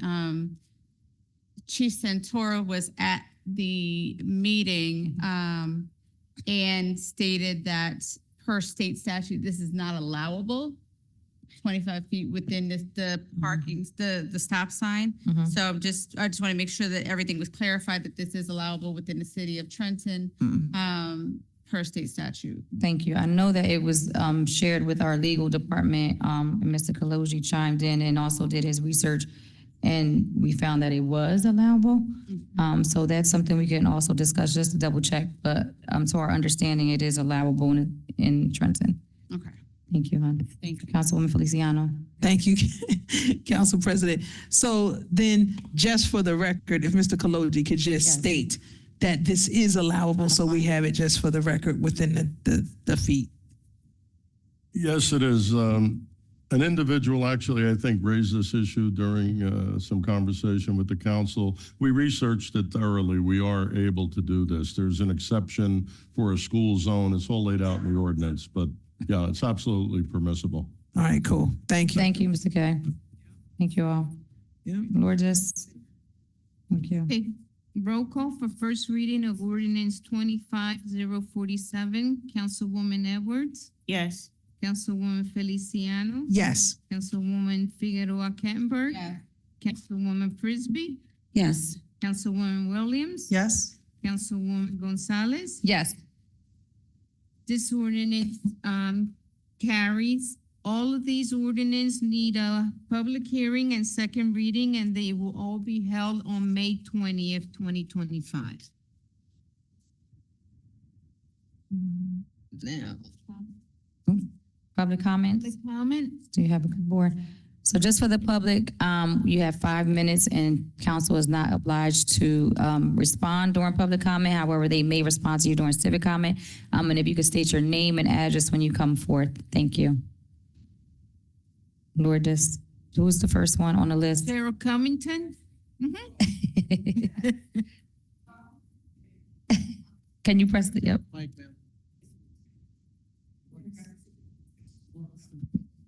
Hello, everyone in the city of Trenton. Hello, City Council. Hello, West Bridges. Hello, everyone in the thing and everybody on Zoom. This is Cheryl Thompson Covington. And what I would like to say is, in the city of Trenton, I see a lot of discrimination going on with the disabled and handicapped because I am one. Looks can be very deceiving. Now, as far as this parking enforcement in the city of Trenton, something needs to be done. You guys just had something up here about 25 feet, but you guys had the city of Trenton, got a lot of work being done on the city of Trenton streets, and people that had placards from city of Trenton, people, you came out, put the license plates on there. We had placards, we had park in front of our house. Then you got the city of Trenton, got the Trenton recreation people out there drilling holes and everything. Houses done caught on fire. Then they park in the parking spots where we're supposed to park at. So therefore, then you got Cam McNair and everybody else riding around parking the forest. Now I know everybody. A lot of this Trenton, New Jersey is related to Cheryl Covington. Over 90%. So therefore, if you're going to have the city of Trenton people and workers, construction workers, people there, where is the disabled supposed to park at? That's number one. Since you want to give out tickets and impose all this different type of stuff, 25 feet. Now what you going to do about the people in these city of Trenton trucks, big trucks, parking at the corners, on the streets, and people like me, looks can be very deceiving because my doctor gave me my disabilities. It's a lot of them. Looks to be very deceived. So where we supposed to park at, and then we getting tickets. That's number one. Number two is the city of Trenton is the only municipality, Ewing, Lawrence, when you have handicap parking, we don't pay for the little things that you got to put in the things. We the only city in Trenton, New Jersey, that makes people pay for the parking. And handicap got a lot of this. Then I'm going to talk about parking enforcement. Now that's what I'm here for. Because like you just spoke up 25 feet from it, y'all had city of Trenton trucks on Franklin Street, house caught on fire and everything. I walk outside, I'm on the right side of the street by the T-Cow bar, 400 block. Here comes Karen McNair. Okay, give me a ticket. I know how to read, I know how to spell very well. 4 master's degree from Rider University, doctorates and everything from Rider University. Looks can be very deceiving, okay? So that's why you can't assume about people, you have to get to know people, okay? So now I got a ticket. So I go down to Trenton Municipal Courthouse yesterday, okay? And then they wrote down her name, Raquel Camacho, which is the court director. Now, August 5th, 2012, I covered 3 kids in this city. Cops, you got some cops that don't even have bullets. I have a bullet right there, bullet in my back, right collapse lung, pins and rods. I covered 3 kids, okay? This is horrible. So I go down there to talk about this ticket to get a court date. Because if you don't get a court date, you get your license suspended. I need my car for medical reasons, to get the doctors. So I go down there, I said, well, I need to schedule a, court date so I can have my pictures. Do you know, Raquel tells me, looks to be very deceived. She says, well, you have to fill out the paper. My arm goes in and out. I have a lot of physical therapy. So the next thing you know, I said, well, I can't write certain ways. Well, you didn't write it in the lines. She took the paper back and then gave me another paper. Okay, so that's what I want to say in front of City Council, because one thing about Ms. Covington, I'm far from stupid and I'm highly educated. So I'm going to put this on the record right now. Okay, to constitute a violation of the Americans with Disabilities Act, ADA, in a municipal building by staff workers, the action must involve discrimination against individuals with disabilities and fall under the preview in either Title II or Title III. Okay, deny of a program acts if a staff member through actions prevents a person with disabilities from accessing or benefit municipal program, services, or anything. That's a violation. That becomes a lawsuit. I'm putting it on notice here right now. You need to get with your city council. I asked her, Serena Baker is your disability advocate. I said, well, she's the advocate. Can you have her fill out the top form that you want me to fill out? Why do I have a bullet in my arm? Know what they did? They called Trenton police on me in the hallways yesterday. Okay, Officer Sergeant Miles and also Officer Kuzar, lady cop. He comes up to me, oh, you got to leave. I said, I'm not leaving for nothing because I need to schedule this court date. So then he says, you're not disabled. I've been with Capitol Health since I was a baby. Nothing mental. You heard all them degrees? Nothing mental. I have a lot of physical disabilities, bullets, collapsed lungs, open heart surgery 3 times since birth, pins and rods. I cover kids when other people in the street wouldn't even cover kids in this city. They ran past them on Hoffman Avenue when them drug boys were shooting. I wasn't born with bullets, and I have bullets. And all I ask is for, like Aretha Franklin say, R-E-S-P-C-T. Now, before you...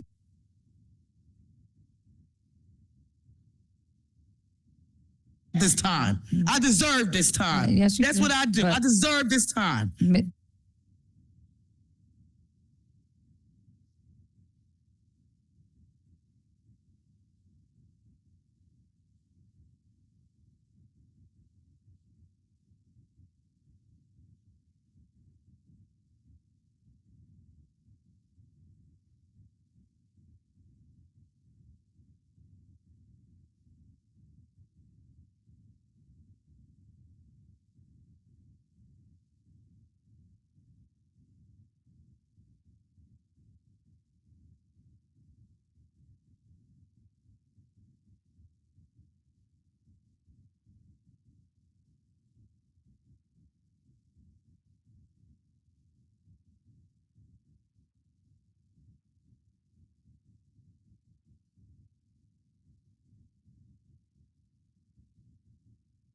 Remember the date I told you, May 15th. May 15th, I think. What is that? The city stat. That's the date I gave you earlier for the city stat. Can somebody explain that? Remember, I told you you could come here and then it'll be all the directors Mayor, and everyone. gonna be here? Yes, it should be all of the Police department. Correct. You'll have the director here also. Thank you. Okay, now just one last thing Thank you. before I walk out the door. You have to- Dr. Kingsbury, remember you said I could say it.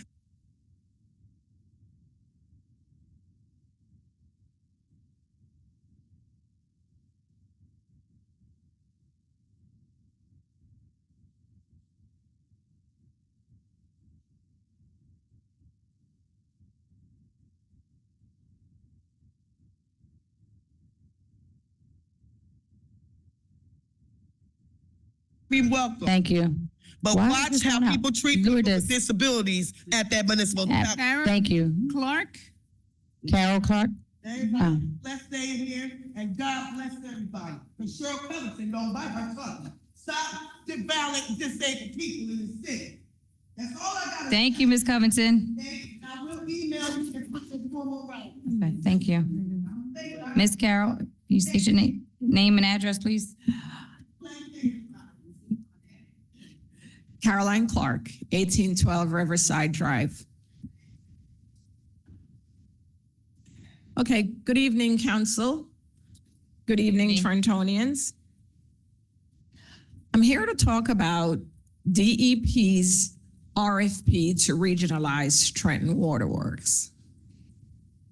So DEP put out an RFP about regionalizing, but I believe that DEP is interfering and regulating the management of a municipal's internal affairs. I am asking council to please find out for me and other Trentonians, where does DEP get the legal authority to put out that RFP? With respect to regionalization, in the governmental space, regionalization typically means consolidating services within a region, and usually that's done to save money. So historically, we know about schools being regionalized. We know police departments are regionalized.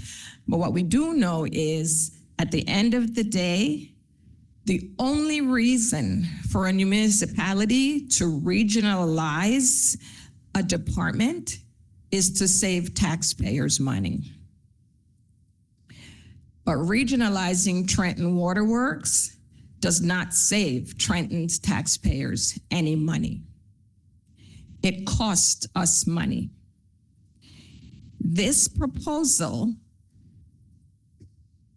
proposes sharing up our money with 4 other municipalities. So there is a benefit to the taxpayers in Hamilton, Hopewell, Ewing, and Lawrence, but it is an expense to Trenton. So there is no benefit for us to engage in this regionalization endeavor. Moreover, we are not consolidating services here. The other municipalities do not have a utility service to combine with ours. We are the only one that has a utility. So this is not a consolidation. This is taking our asset and sharing it up amongst other municipalities. So I'm just not sure why we would even think about doing that. I read that Trenton Waterworks suffers from underinvestment.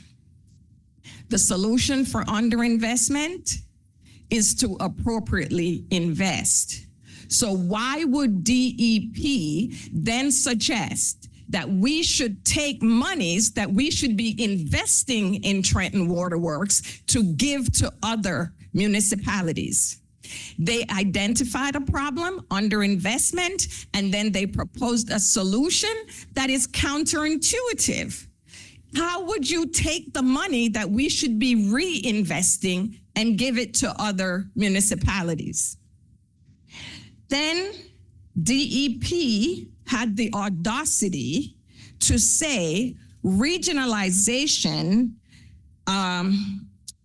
is beneficial and equitable to the region.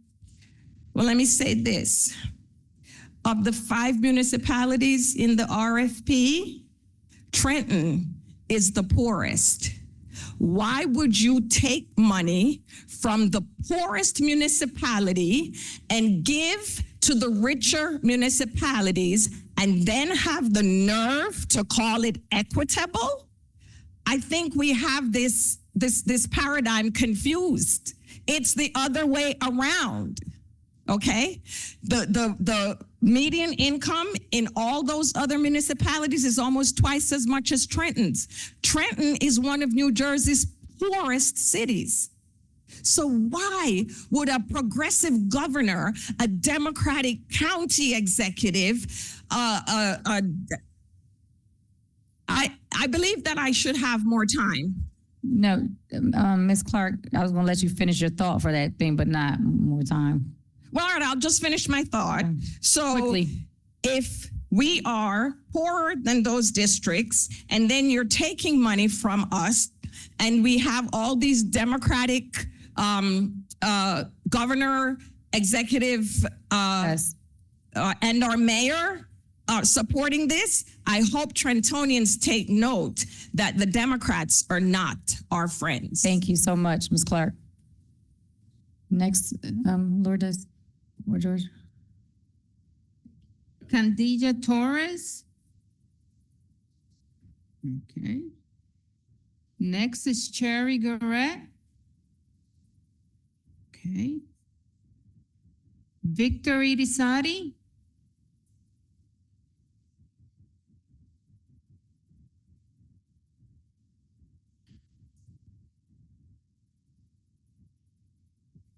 Good evening. So again, it's a pleasure. My issue is politics and religion. The lady that was here, ma'am, I don't know your name. I just read this. I'm reading this article that says by Solomon Abdul Rahman from, I believe he was a reporter for the Trentonian. Back in August 19, 2021, he breaks in his article that Trenton is classified or rated as the 5th richest city in the U.S. 5th richest city in the U.S. And then it also says that Trenton falls within 5, as far as violent cities in New Jersey, it's within one website says it's 5. It's 5th in order from 1 to 5. 1 to 10 is 5, and then 7 in another one. And then the crime wave here in America, well, I believe personally, let me get to the point that I'm trying to make, that crime in America and racism in America are both myth and man-made. And the problem in Trenton, there's another article here that, let me see. Well, anyway, it's saying about how many arrests that are being made here in Trenton, New Jersey, and it's being posted about the good job the law enforcement is making. And previously, a few months ago, maybe last month, I was reading something, I was making a comment on a book that I was reading that law enforcement and their concept or ideology of being able to combat crime the way they want to do it, it's a myth. That's 3 myths already. So crime basically is cultural. It was designed for a particular purpose. Again, I go back to the scriptures, and it's also politics. Scriptures being that the war of good and evil, God and the devil. All right, that's the religious part, and then the political part is that it's a design between 2 groups of ancient black tribes of the planet Earth, and that's the tribe of Shabazz and the tribe of Yaakov. But back now, keeping this in the boundaries of America, what happens in D.C. is because it's a result of Trenton in the Revolutionary War, of course. The first victory in that Revolutionary War was here in Trenton, New Jersey, and further on, and went further to free America from Britain and the Europeans, and then establish itself as a world power in the United States. So I'm saying what's going on in Trenton, New Jersey is designed and orchestrated for particular people what used to be the African Americans in pursuit or searching or looking for the black messiahs to save the planet Earth in righteousness. So now crime and how all the things we're going through in Trenton, New Jersey is a result of the war of good and evil, but politically it's man-made because evil people who are now, we're talking about God and the devil, we're talking about criminals and the good guys supposed to be cops, where the devils are actually people, just like saints. Devils are people who are working in these areas that are designed where we were blessed with government from God to live as civilized people. And that's not happening because of the corruption, again, by bad people in positions of leadership and law enforcement, military, they of course, do not belong in. So my thing, and one thing I'm disappointed about, I was thinking about it yesterday or the day before, is that we say, now be direct, Puerto Ricans and African Americans, I think we have a duty to black people and white people, not white people, brown people, black people, brown people. Let me slow it down a little bit. Puerto Ricans for the Hispanics and African Americans for so-called Asiatics or black people. Now we have these positions of power that we can make these legal changes in politics, and we do not go about it and do the correct thing, and we attack each other instead of attacking the bad people of all colors in these positions that are not being utilized properly. Now, we got the Democrats and Republicans, and Democrats, regardless of color, consider the Democrats as a demonized group of people. They're playing Christianity and capitalism and so forth, and yet they do the devil's work or criminal activities. So that's my comment for tonight, and I'm really disappointed within Puerto Ricans and African Americans. Thank you, Mr. Osari. Osario.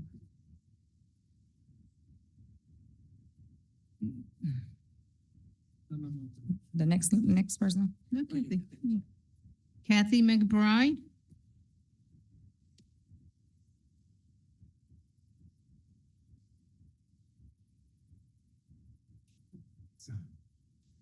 Good evening. My name is Kathy McBride at 46 Laurel Place. And I would like to first invoke my right under the Faulkner's Act for my 10 minutes. Mr. Bridges could explain that to you, or Mr. Kaloji, but I am invoking my right to speak for my 10 minutes under the Faulkner's Act. Mr. K, is that for Ms.? Can you speak to that, Mr. K? Ms. McBride, they amended the ordinance to Well, I haven't seen any amended ordinance. And I said, I haven't seen an amended ordinance, and I am invoking my right as a citizen for my 10 minutes. The ordinance has been. Act. They're going to cut you off in 5 minutes. The Faulkner's Act says I am allowed 10 minutes, and I intend to take it. So I'm here tonight to speak to the RFP from the Department of Environmental Protection. I would first like to say I'm so discouraged because a lot of questions have been asked tonight about the water department. So the water department was founded, the Trenton Water Works Department was founded in 1801. The council established a board. It also went to referendum in the 1800s for us to be in total control of our water department. We fast forward up to 2009, we had another referendum put on the ballot to keep control of our water department because we did not want to sell our water department. Today, when I hear about the Department of Environmental Protection sending out an RFP, but nobody is talking about the fact that Ewing Township, Hamilton, Lawrence, and Hopewell, part of Hopewell, owes the city of Trenton millions of dollars. There is a list that you could get as council members showing a breakdown of every nonprofit organization that owes us money, every municipality that haven't paid us a dime in years. These things need to be enforced. When you talk about regionalization, you're talking about taking more from the residents and the taxpayers in Trenton. Just say like we agreed to this regionalization. They put this board together, and if all else fails, the taxpayers in the city of Trenton still have to pick up the pieces. We have lead line replacements. We went into an agreement with all of these municipalities for their lead lines. Can any of you tell me to this date if Hamilton, Lawrence, or Ewing paid for their lead line replacement? Every family in the city of Trenton had to pay $1,000 for the lead line replacement, but they replaced the borough's lead lines before they replaced ours. As taxpayers, they went to Ewing, Lawrence, and Hamilton first.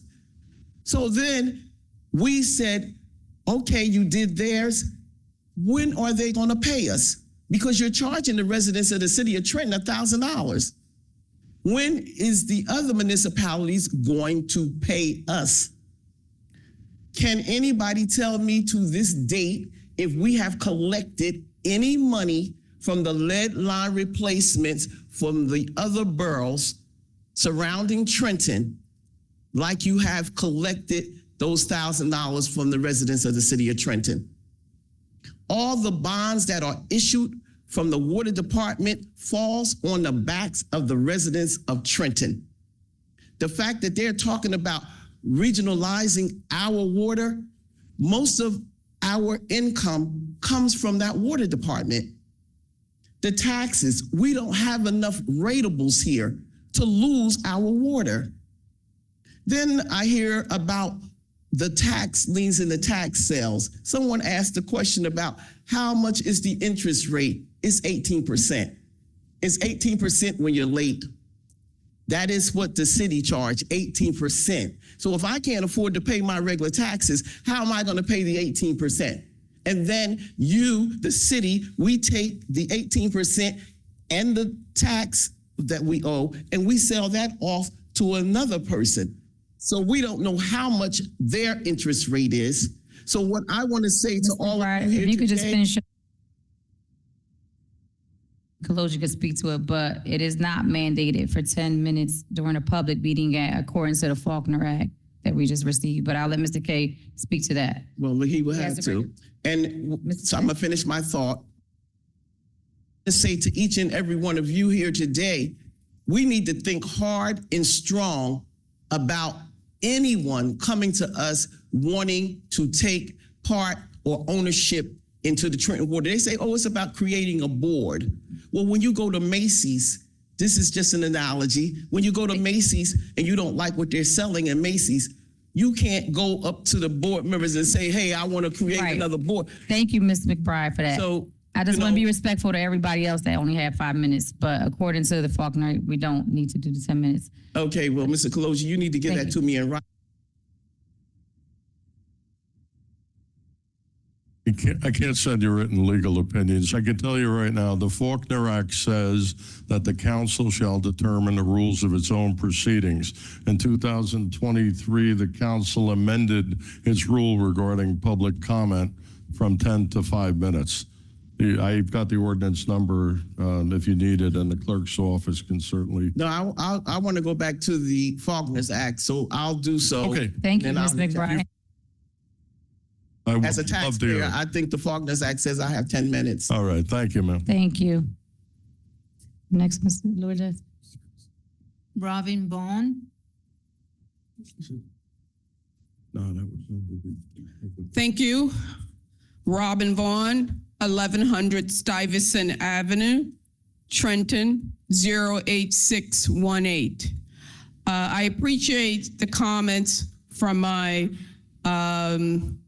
neighbors. I believe both Ms. McBride and Caroline Clark lives in the West Ward. So yes, here we are again.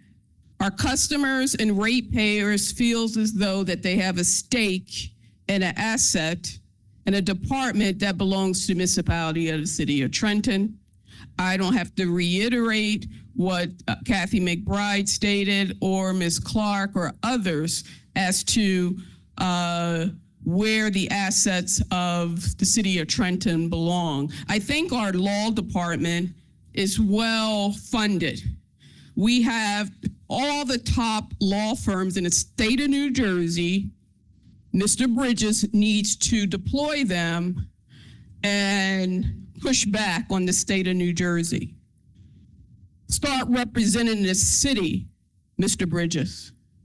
We need you. We deployed, the residents and taxpayers of this city deployed a petition. Already, we have 250 signatures in Climate, hard copy, 55 online, and this petition has only started today. So we're coming for you, Mr. Bridges, okay? Mr. Bridges. So you are not doing your job. You're not representing us. You are there because of the taxpayers. So if you want to continue to cape for Reed, the mayor, Mayor Gus Yor, keep caping for him, okay? We pay you, the taxpayers, the residents and taxpayers. So push back on DEP, push back on DCA. They owe Trenton millions of dollars in pilot money that you haven't gone after. They owe us money from transitional aid that they have not paid. They're not even here being represented. Where are they? No one on this council even calls out DCA. They're supposed to be providing the oversight. Instead, they're working to overtake assets with outsiders and political operatives. So you guys are up here elected. Defend your city. The Department of Water is ours. Those folks out in the townships, they're just customers. They're just ratepayers. They can go elsewhere. We don't have to service them. They have no stake in any department in the city of Trenton, let alone our water department. They're just here trying to steal our revenues. Go to Aqua Water, disconnect from our system. What they need to do is go to their mayor, go to their council, they have one, and ask them to raise a resolution to disconnect, like Robbinsville did. Robbinsville over there, that used to be a part of Hamilton Township, they are with Aqua Water. Let Hamilton do the same. We don't care. I don't even care, because I know how this is going to go.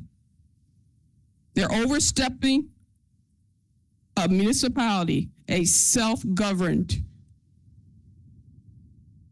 city. You can stay quiet and cape for the folks who put you in those seats, but the residents is not going to go for it. This is our water utility. We're the taxpayers. Those 4 municipalities don't pay taxes here, and we don't pay taxes there. This is not about rate paying. It's about tax paying. Trenton Water Works is fully backed by the full faith and credit of the city of Trenton taxpayers. Even if they were, hypothetically, came on board, how are you going to collect taxes from them? You sit back and you don't say nothing. You don't talk about things that are important. You gloss over things. Just like you glossed over the Kingsbury apartments, like you have jurisdiction over there. You have no jurisdiction. Go to the state, write a resolution to the state legislature and tell them to do their jobs. But that's not your job. And because of that, nothing will get done. You're doing the people at Kingsbury a disservice.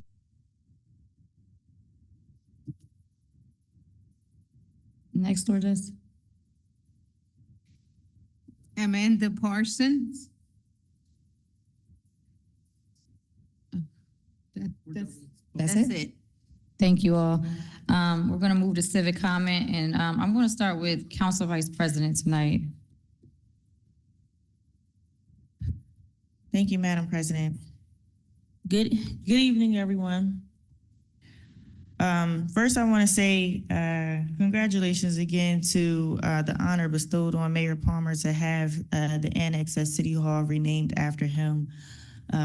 It was a wonderful ceremony and a well-deserved and earned honor. I want to say, just comment on some of the things that were said tonight about Kingsbury. I want to thank them for coming in and giving another update on where things are. But let's talk about how this all came to be. Kingsbury has been in a severe state of dilapidation for decades.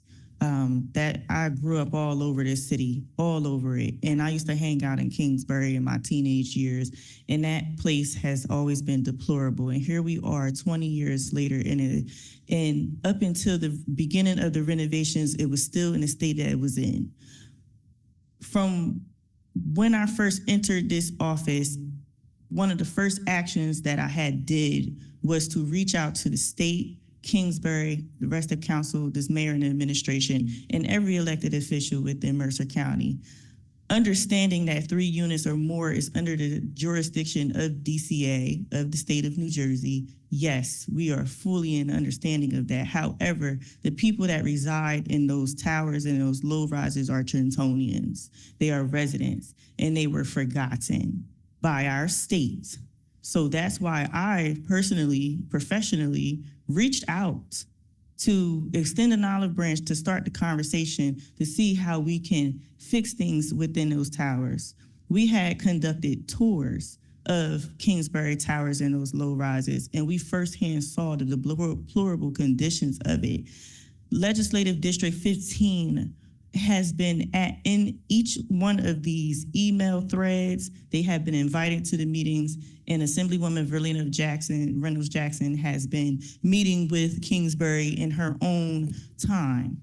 However, this council, in regards to protecting Trentonians and making sure they had everything that they needed and everything that they wanted to have a good quality of life and good, healthy environment for their families, for seniors, for everyone that's in those buildings, and now and in the future to come, has good quality living.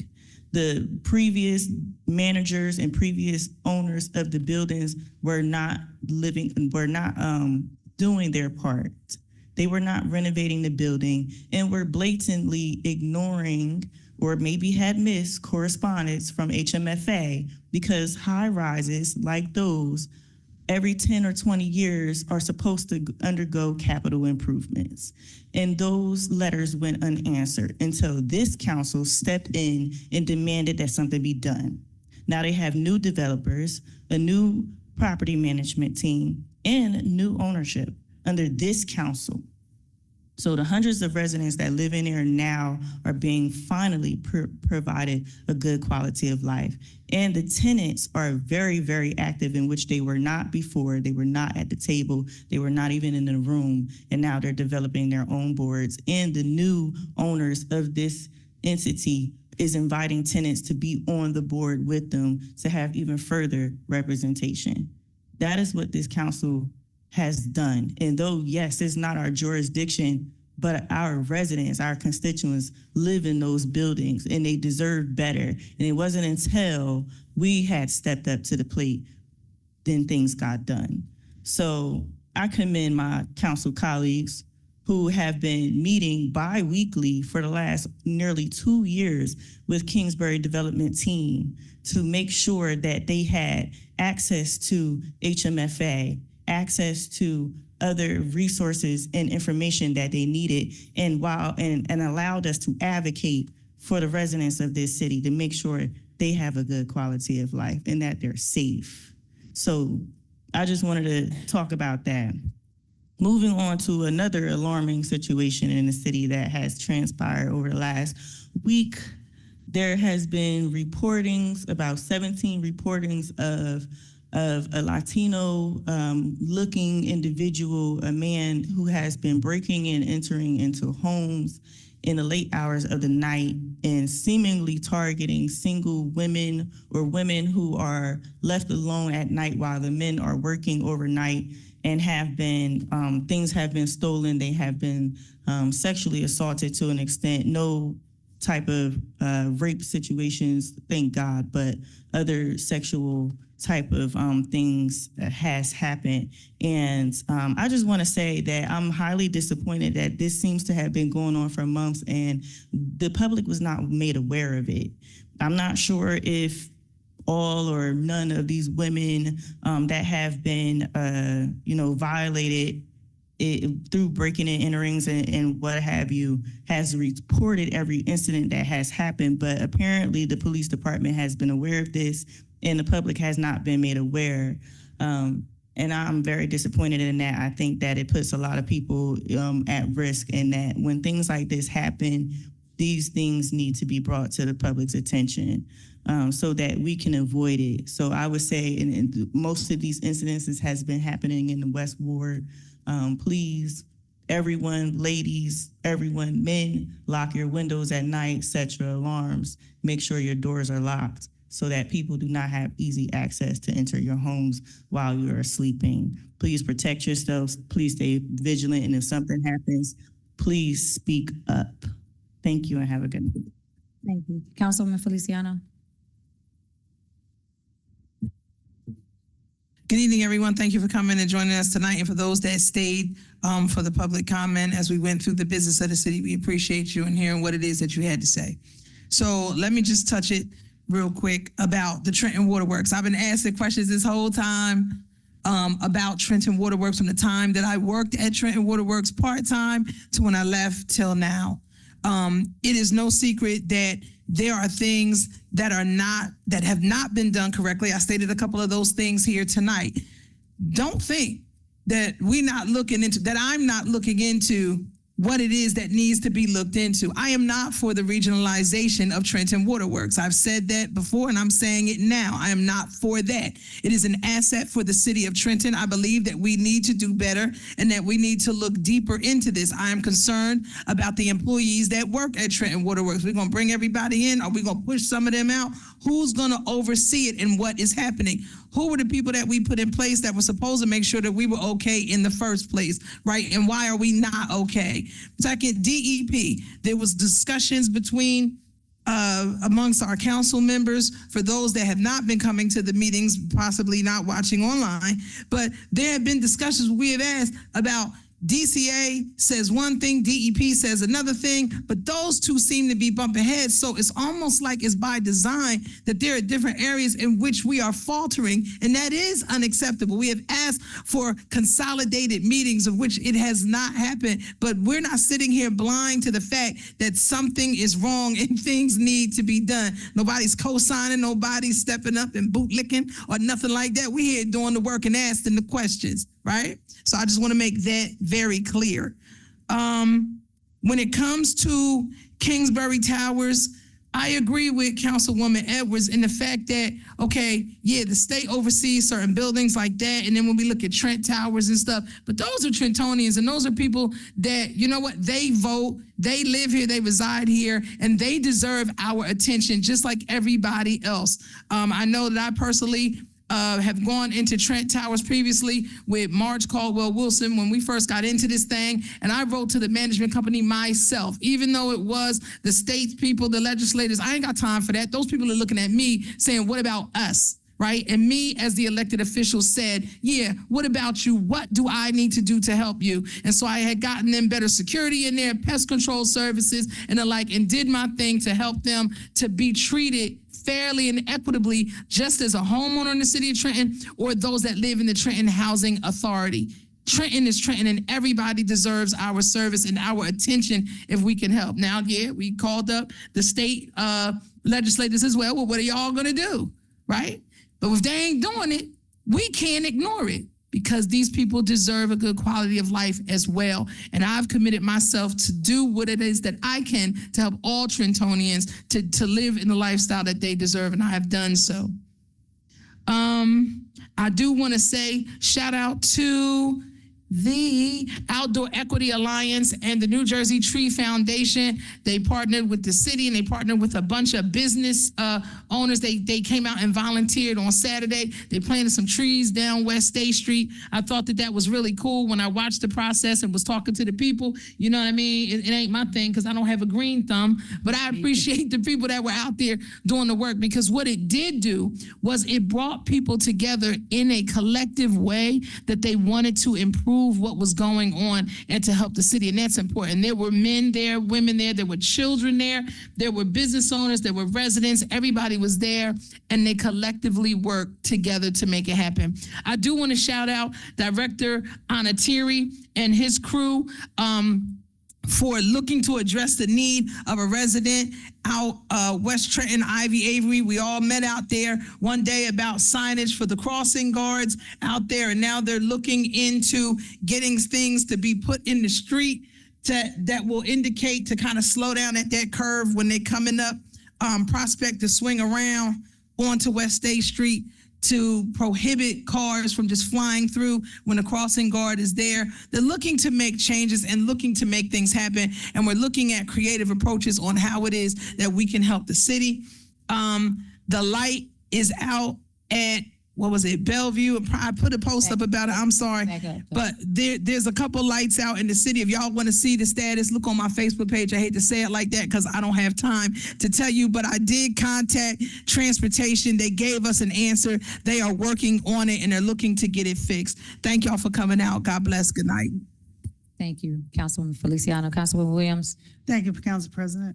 So first, I'd just like to make some announcements. The next North Ward Citizens Police Advisory Council meeting will be at Galilee Baptist Church on May 21st, Wednesday. We're back to our third Wednesday schedule from 5:30 to 7. Please join us. Also, this past Saturday, we had Mayor Palmer's celebration, the dedication of the annex. for him, and it was a beautiful afternoon, beautiful morning. So I'm sure there's video of it everywhere, but it was a great day, great positive day in our city. Voter registration deadline is coming up May 20th for the upcoming June 10th primary election, particularly for governor. Please check your registration status. You can register online at vote.nj.gov. Again, vote.nj.gov rather. And also make sure that you can register to vote if you haven't previously or you updated your address. Trenton Tonight is coming this Friday night, May 9th in downtown from 5 to 7. And it's presented by the Trenton UEZ, the Urban Enterprise Zone. So please come down, have some fun, spend some money at our businesses. Bless you. Also this Friday from 4 to 6 in Calwater Park will be the Kickball Day of Fun for teens and adults. So if you haven't played kickball in a while, might be a little bit of good exercise, way to make some friends, meet some other Trentonians.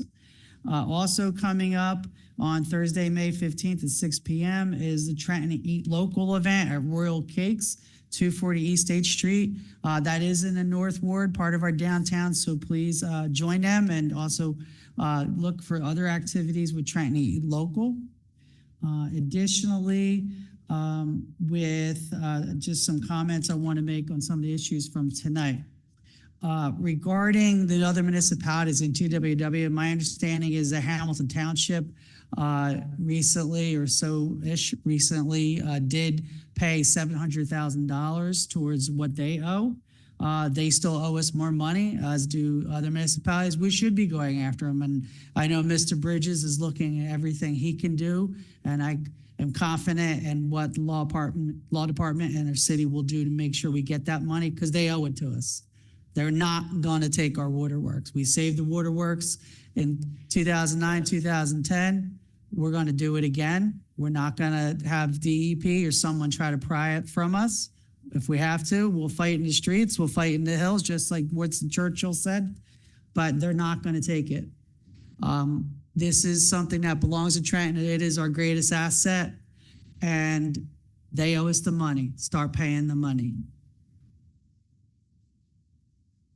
I'd like to also congratulate and say thank you to the two new members of the Animal Welfare Advisory Board. It's great to have a final compliment, and we look forward to what they'll do in the future to make sure their animal shelter is better than it was before, and we'll keep on improving in the future, particularly when it comes to the care and love of our four-legged friends. Also, I see Captain Beirути and a lot of the firemen were here tonight from engine number 6. It's a great night after several years of looking into this problem, and I was thankful that the fire department asked me to come out in the summer of 23 to see how bad the wood floor was, that we indeed will now have a contract approved and everything as of tonight to re-pour a concrete floor at engine number 6 on North Clinton Avenue. That is a great thing for our city and for the surrounding neighbors and residents, because it will cut down on time for fire trucks to go to fires, but also now we won't have the problem of not being able to have fire trucks inside the firehouse in the wintertime because of the cold freezing the water. So I just want to close with two small things, well, actually the big things, but regarding Kingsbury, I could not be prouder of this council on what we've done.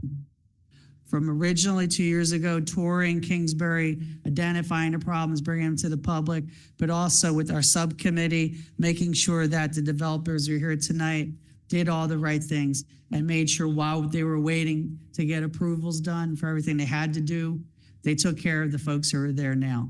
Things can always be better, but we've done a lot of great work together. The final ask I want to ask you this of everyone is, if you see someone blocking a fire hydrant with their car, please call 609-989-4000 and report that vehicle so it will get fined. We need to stop people from parking in front of fire hydrants for safety's sake. Thank you very much. God bless. Thank you, Councilwoman Williams. So I'm going to kind of be brief. one, I just want to thank everyone who stayed and shared their thoughts and concerns with us and council. I know it was a long meeting, so just want to say thank you for your time. To Ms. Thompson Covington, who left out, I did speak to her earlier, and we don't want to tolerate anyone being discriminated against, regardless of whatever the fact is, and even being spoke to in a certain manner. So those concerns will be sent over. So thank you for sharing that with us. And as far as the parking, as we all know, we do have issues with the parking. We're trying to come up with our solutions. We've been working on different things, and that was one of the reasons why the parking sign came up tonight also. To Ms. Clark, Ms. McBride, and Ms. Vaughn, thank you for your thoughts, for sharing and being engaged. As always, I personally am not in favor of us selling our Trenton Water Department, as mentioned earlier by most of my colleagues who said it very well. And as I mentioned earlier in the meeting, I think we just need to be more aggressive now and start getting our money back, so that way we can have the funds and start to reinvest into the infrastructure and do the upgrades that are needed in our water department. But like I do agree with us, we need to be more aggressive in collecting the money that is owed to us. And some of those requests were made. Council members, I know we did request for, and it was shared with us, what is owed to us from different municipalities. And that's where a lot of the pressure is coming from, because we know we have over millions of dollars being owed to us from different avenues, Hamilton, Ewan, a couple of them. So I agree with you 1,000%. I am not in favor of selling the Trenton Water Department, and nor were we involved in or approve or agreed to have DEP send out an RFP. I know they don't seek approval from us, but what we were unaware of that. We found out just like everyone else found out. So please know that this council, for the most part, most of us here, I can't speak for every single person that some are not here, but the ones that are here, I can tell you that we are not in favor of it, and we are asking the questions. And I know Ms. Vaughn also mentioned the pilot money and money that is owed to us from DCA. So there's something we'll definitely do some research on. But I do want to make a quick couple announcements. Thank you to my colleagues for supporting the ordinances that were brought forth. I know we're just going to do some working out and some kinks, but I appreciate that. I mean, the whole purpose was for us to not continue to have the burden placed on the city when it comes to financially taking care of certain emergency or certain malfunctions in different buildings that house some of our residents. So I just want to say thank you for that. And then I also want to send prayers out to Joy Ingram, who was actually hit by a vehicle, and just the sense of humanity. Like, some people, the person that hit her actually drug her for a while she was on this bike and then jumped out and ran. So it's just like, where do we actually come together as a community and deal with those issues? Like, who could actually leave someone after they've hit them, drugged them for a while, and then get up and just run out and leave? So prayers going out to the Ingram family, and just let her know that we've been checking on her. A couple of more announcements. There are preschool enrollments that are going off. So if you have a 3 or 4 year old, please, you can register your kids for free at one of our preschools. Food pantry. There's a kickoff for a food pantry for North Clinton Benevolence Project. That's going to be this Saturday, May 10th at 10 a.m. I know Councilman Williams brought up the circus squad, and then also the kickball. There's a circus squad 10-year celebration at the Cure Bank Arena, May 8th. The kickball starts Friday at Cowwater Park. And then we just want to acknowledge our Asian American and Pacific Islanders, which is their Heritage Month, is Mental Health Awareness Month. It's also Jewish American Heritage Month. And then I also want to say Happy Mother's Day to all of the mothers out there, specifically my mother, Te quiero mucho, Mom. And I believe that is all I have for this evening. Thank you all so much for being patient with us and being here with us this evening. Thank you to our directors also for staying in here, and Ms. Lourdes for stepping in for Mr. Garcia. Good night, everyone. Sorry, executive session. We're not going to have executive session tonight. We just need a motion to adjourn. We need a motion to adjourn, please. Second. I almost forgot all about Call the roll. Lourdes, you got to call a roll call, Lourdes. Roll call to adjourn. Roll call for adjournment, Councilwoman. Speaker. The microphone. Microphone. Ain't got it. It's all right. It's a lot of moving parts.